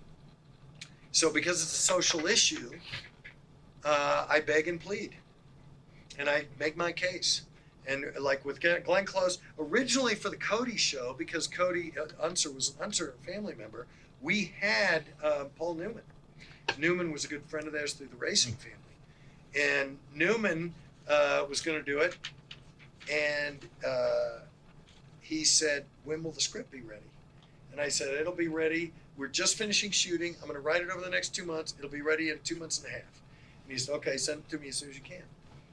And a month later, he was dead. And it was like, oh, God, son of a bitch. I mean, horrible that he died. I mean, but I would have been loved to work with him. But so then several of his friends stepped up, and we had options, which was really cool. And really good options. I don't even want to tell you. But and Glenn Close is not a bad option. And I really liked her voice, and so we got her. And but the price, you know, and she was going to do it, and she was going to do it for free, but the union wouldn't let her. And they said, no, you've got to at least pay what the pension fund would get for her doing this. And her regular cost, I don't know what it was. It was some $35,000 or something. But her pension thing, I think, was $3,000. And so we did a deal with her lawyer and the thing, and they said $3,000, and I said, that's fine. Good God, it's Glenn Close. You know? So we did the $3,000, And 2 days after we got done working with her, Cody Unser Foundation got a check from Glenn Close for $3,000. Isn't that cool? I thought that was great. Allie, she did the Yosemite piece, and we went up and I had to have her sign the release and all the stuff. And we had not discussed money. And I knew, and so we got there and I said, listen, we got to have you sign this thing. I got to put an amount in it, Chris. If you put an amount in, I'm going to hit you in the face. I said, what do you mean? She goes, I'm doing this because I love the script. I love what you're doing. So we just put 0. She signed it. We were done. Cranston did it free. So you showed the script to her? Oh, yeah. Oh, yeah. Oh, yeah, yeah. We depending on who we're going to get for this thing, if we're going to do narration, we'll have the script done. And then my editor's going to start. We'll do a scratch track. He'll start editing in December. He'll start editing December, January, February. And by February, the end of February, we got to put the real sound in. So we have 3 months to find a person. And then the narrator, you're saying that really you're just putting the narrator in because that's going to increase the viewership. Yep. And so what percent is the narrator just kind of doing the bits? Yeah, it depends on the thing. I mean, you want him to be the guide. Right. Yeah. As you're going back to the pre-production, because I imagine if you're thinking that part of this is going to try and get a name on this, were you budgeting in pre-pro that you're going to have X amount to cover SAG-AFTRA due or fees? I am going to beg and plead. Okay. I mean, I've been real lucky. Sam Donaldson did the Da Vinci thing for free. Every one of the people I've worked with, and they've been big league folks. Because it's social issue stuff. I mean, you could get a lot because it's an important topic. This is the healthcare of the United States. It's really crucial. It's really important. I think it's going to turn the needle, maybe. We'll see. Turn the needle. What's the phrase? Move the needle. Thank you. So hopefully, and there's 2 or 3 people who I think are options for this already. So we'll see. And if we don't get it, for the Healing the Earth show, we almost had Leo DiCaprio. Oh, wow. We almost had, good God, African-American guy, best actor around, old guy now, did, bigger than Denzel. Morgan Freeman? Morgan Freeman. Oh, sorry. And we had Morgan Freeman's agent, who I knew, and he was going to do it, and he was down filming in Australia on, what's the show, the big movie about the football team. Starring... Invictus. What? Invictus. Yes, thank you. He was doing Invictus, and we couldn't get down there, and he didn't have time. He was going to do it. The great thing about narration is I only need an hour. I need 1 hour from these people. That's all I need because it's all done, and they're incredible actors. I mean, working with these people, Glenn Close, for God's sake, she was awesome. She comes in, this little woman, a wisp. I mean, just like an elf. I mean, she's a tiny, tiny woman. She comes in, just mighty. And she said, now, Chris, I love your script. The only thing that'll piss me off is if you don't direct me. And it's like, I'm scared to say boo to this woman. It's freaking Glenn Close. She was great. She was awesome. I directed her. We had fun. It was great. Were these connections, like saying that you almost got DiCaprio and Cranston, were these just through networking? Like, did you send something to their management? No. That never works. You just have to know somebody who knows somebody who knows somebody. Yeah, I mean, it's and that's the way it all works. It's just crazy. And DiCaprio, of course, is an environmentalist. Yeah, see, and that's why we thought he'd be perfect for But this. like Allie, I mean, are you introducing them to this issue and hoping that they'll come on board? So it's a big deal. And so I got to tell you the story about Allie. So Allie, we got her. She read the script. She loved the script. This is the Yosemite piece. So as it turns out, I got her, and then the Yosemite has 5 daughters and a son, and the daughters are all very successful. It's a really interesting story. He's the Nelson Mandela of Central Asia that nobody knows about, right? He changed Tajikistan. He changed the Middle East in a lot of ways. You just haven't heard of this guy. And so I was calling the family to tell them that we finally had a narrator, Allie MacGraw, and they're all dead silent. I have them on a phone call, all of them together. They're silent. And I'm thinking, oh God, I screwed up. And then I heard him start sniffling and crying. And I'm like, what happened here? I really screwed up. This is awful. And they said, we got to tell you this story. When we first moved from Kujan in northern Tajikistan to Dushanbe, we had no money at all. And we lived in a house together, all 6 of us and our parents. And Dad went out and he bought a piano as the first piece of furniture. No beds. He bought a freaking piano. And the mom was really pissed off at him. And he said, no, they've got to learn music. They've got to learn to play the piano. Right? And she said the first tune that we all learned was the theme to Love Story. How did I know? I told Allie that. She started crying. She came to the premiere. Everybody cried together. Now they're best buddies. You know, it was kissed. There's a lot of techniques you use for direction. Now these people are so big league. I mean, you don't want to overdo it, and you don't want to be an idiot, especially with these people. You can let them do their thing. But what I did was, with all of them, I just explained, they reading the script, they have not necessarily seen the video. So if I can show them the video, if there's time, I will bring it and I'll say, here's leading into you, or I'll let them see it all the way through. But if they haven't, which is usually the case, you're just walking in cold, they've read the script, I'll say, coming into this, we're seeing this and this and this. And the feeling is pretty somber at this point and pretty down. And then they do their read. And then they'll do 2 or 3 reads and I'll say, let's try it. We're trying to hit this tempo and this rhythm. And I have timings that we're hitting. So I'll just, it's more technical than thematic or that. Because they're so good. My God, they're good.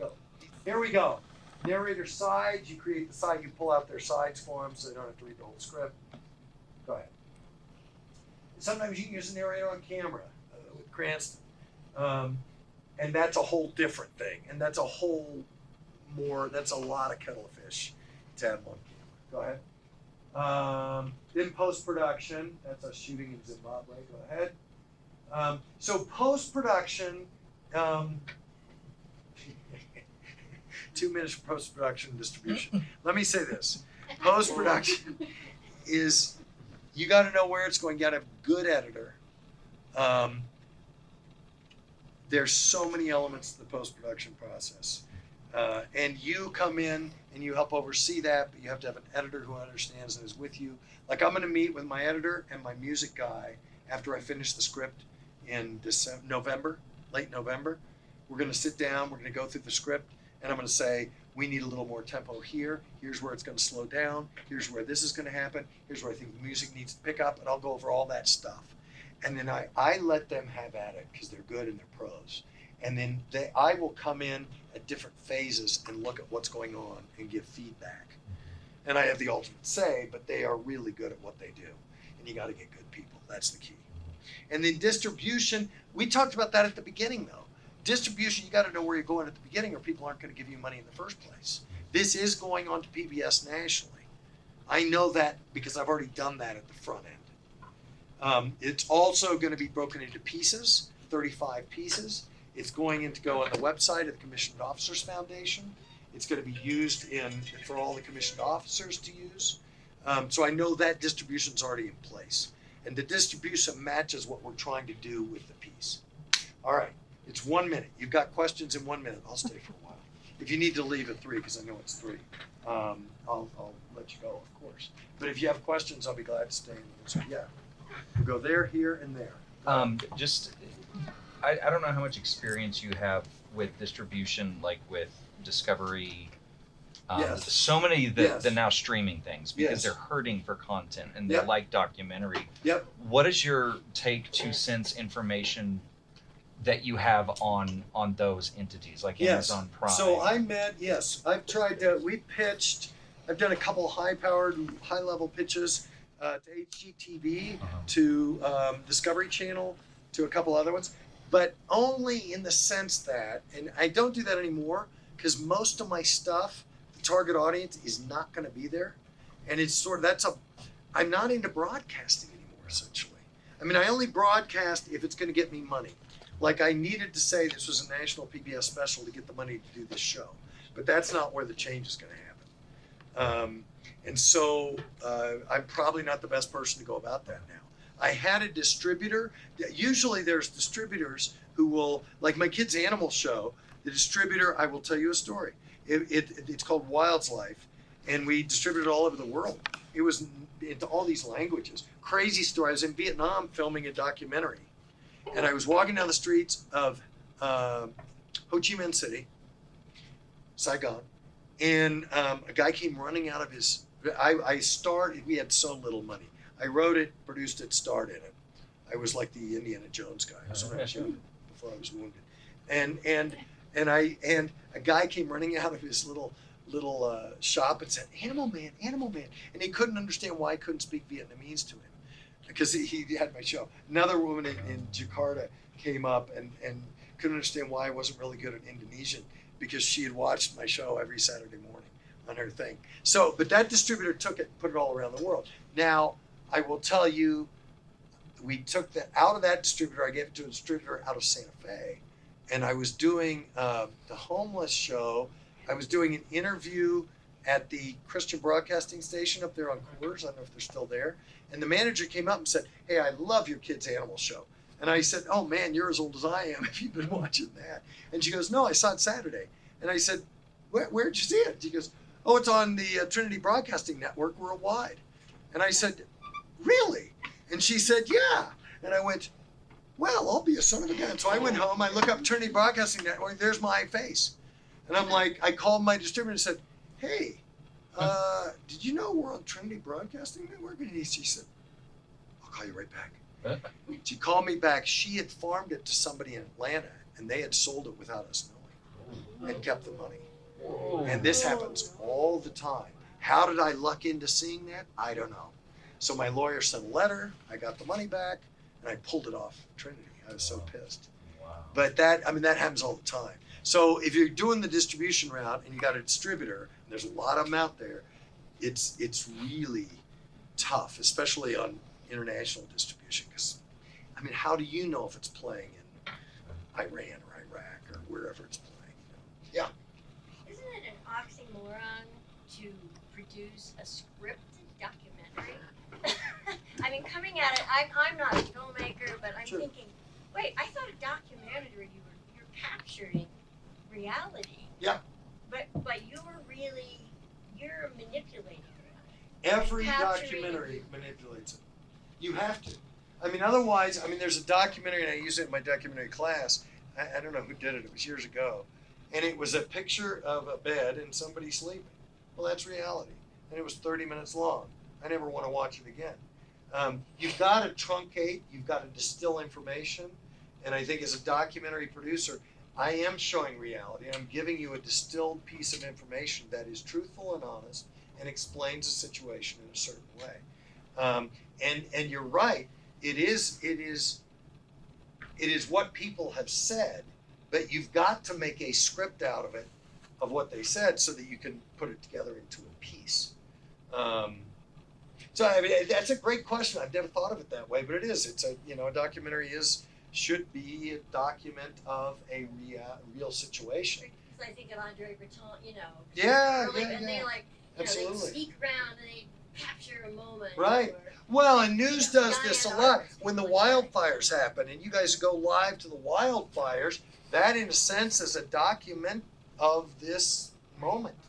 But it's, even still, you're still clipping portions of somebody's entire day. There's no way that somebody's going to watch somebody for 365 days of the year, 24/7, to get the reality that you're wanting. That somebody has to condense it down, so you're going to want to watch it. That's editing. I understand what you're saying. Yeah. Right. Film clips, editing, and all that. But it just coming. Here's complete innocent. To write it. But here's a great thing, and this applies to both of you. So a good friend of mine does the editing for what was it? That was one of the reality shows. I can't remember which one. And he did all this editing for it. And then his son started editing the Ninja Warrior show, whatever the hell that is. The Ninja Warrior Championship, whatever the hell that is. And I was asking him how that works. And he said the reality thing said the producers shoot all this video and then they hand it to him. And he takes, 50 hours of video and makes a half-hour show. And I said, really? Do they give you a script? And he said, no. And I said, well, are you paid? How are you paid? He goes, well, I'm the editor. And I said, you got to be paid as a writer. You are writing. Yeah. You are deciding what people say goes where and when, and that is writing. And you're deciding the images that go where, and that is writing. So it has to be written. I just do the writing. I love that part of it, and that's what a producer does. And then it gives it to the editor, and then sometimes I'll give him a little leeway, but not with what people say, not the words, and not the overall view, and not the stuff, because he doesn't know. He was saying. He asked me a couple questions, and I try to keep him informed on all the stuff, but he didn't realize who the target audience was. He said, oh, we got to put this and this, and I said, hey, wait, the target audience is senators and congresspeople. Oh, that's why I'm interviewing this person. And it was like, this isn't, yeah, it's for everyone, but it's really for these people. And you've got to, you only have a small target audience. They're just, not everybody's going to see this thing. Yeah. So I'm hearing. Yeah, but see, and I agree with you, it's everyone. The reality is, there is no way on God's green earth you're going to have everyone see it. It's just not going to happen. Unless you're a beer company, or, you've got so much money you can put, look at the political ads, right? Millions of dollars being spent in New Mexico on gubernatorial ads on both sides. Millions of dollars. How much is your budget? You want to see me? Yeah. Around $1 million. Okay. So Mark Ronchetti and Michelle Lujan Grisham are each spending, $7 million in a month for 30-second ads that only are showing in New Mexico.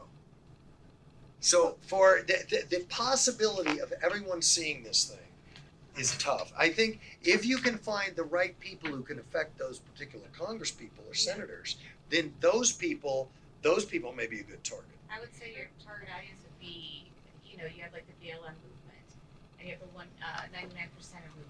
Right. Maybe that would. They're more targeted Good groups. idea. Like BLM, it's not everyone. Good idea. And you have a specific group of, people that are liberal or Democrat Right. and that's who you kind of want to appease to. Maybe the age, if they're an older population, or younger. Maybe it's Sure. school age kids that are going to do walkouts. That's so a great you idea. can still target down to a group of people you want to protest. Maybe there's elements you could create out of this that are social media elements that could be given to these groups to use. Media coverage. Helps a little bit. It all helps. Well, and do you know Film Freeway? Are you familiar with that? Oh, yeah. Yeah. Okay, so that's where you got to go. And then you can do those film festivals. We've done that too. We target, certain film festivals that we're going to get into. So for the vaccination film, there were certain film festivals in certain areas that we wanted to get into, and I only put it in those film festivals. Sometimes you get in, sometimes you don't. There's politics and all that. So, even the film festivals. We did a documentary called New Marijuana, and the New Marijuana documentary was all about, it was just as marijuana was starting to be legalized. Colorado was the only one that had it legalized initially, I think. And we knew, I was doing a lot of stuff for kids. The main goal was to have parents of the 60s understand that this marijuana is a whole different kettle of fish than the marijuana of the 60s. The potency and all the other stuff. I am a super straight arrow. I have never taken a drug, an illegal drug. I've never smoked marijuana. I've never done any of that stuff, all the way through college, up till now, right? Right? I've never done any of that stuff. And I thought marijuana, in high school, I saw the video where the guy turns into a werewolf when he smokes marijuana, right? And that scared the living hell out of me. And I never wanted to do it. So I go in as a producer. That's my background. And I start interviewing these people. And I interviewed veterans. And I interviewed, you saw the guy who's the pain management guy at UNM. And we went up to Colorado, and we were through the marijuana farm. And we got a guy who's growing marijuana who starts crying, saying, I'm growing this marijuana for kids who have seizures. And I don't care what they say, it's helping this kid.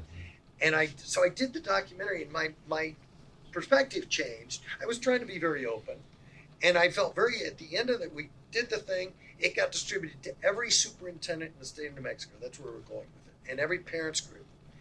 And I got an email the day it premiered. I got an email from two different emails, same day. One was from the superintendent in Alamogordo, I think. It was down there. It was in that area. Who said, Mr. Schueler, we've loved all your documentaries. We use them in the schools. They're great. But you've gone too far. How can you be so pro-marijuana here? This is awful. Same day, email from a veteran saying, Dear Mr. Schueler, I really enjoy your documentaries, but this one is awful. You are so anti-marijuana, I can't believe it. And I thought, I've done the perfect job.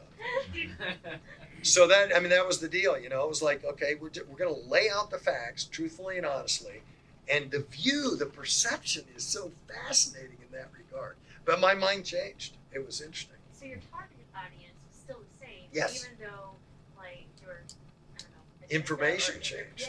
Yeah. It was really interesting. It was fascinating. I mean, I feel proud of the fact that I was able to do that. Because I really went in with one opinion. It's like anybody who does that is a devil, you know. And then I come out going, well, wait a minute, you know. And now I use the salve on my arm, and you know, it's like, okay, let's see how this works. It's great. Okay. Well, listen. If anybody else has any questions, come on down. But otherwise, thank you. What a pleasure to meet you all. Good luck. And you can follow. I'll send you a thing. You can. I'll help in any way I can with whatever you're working on. Glad to do it.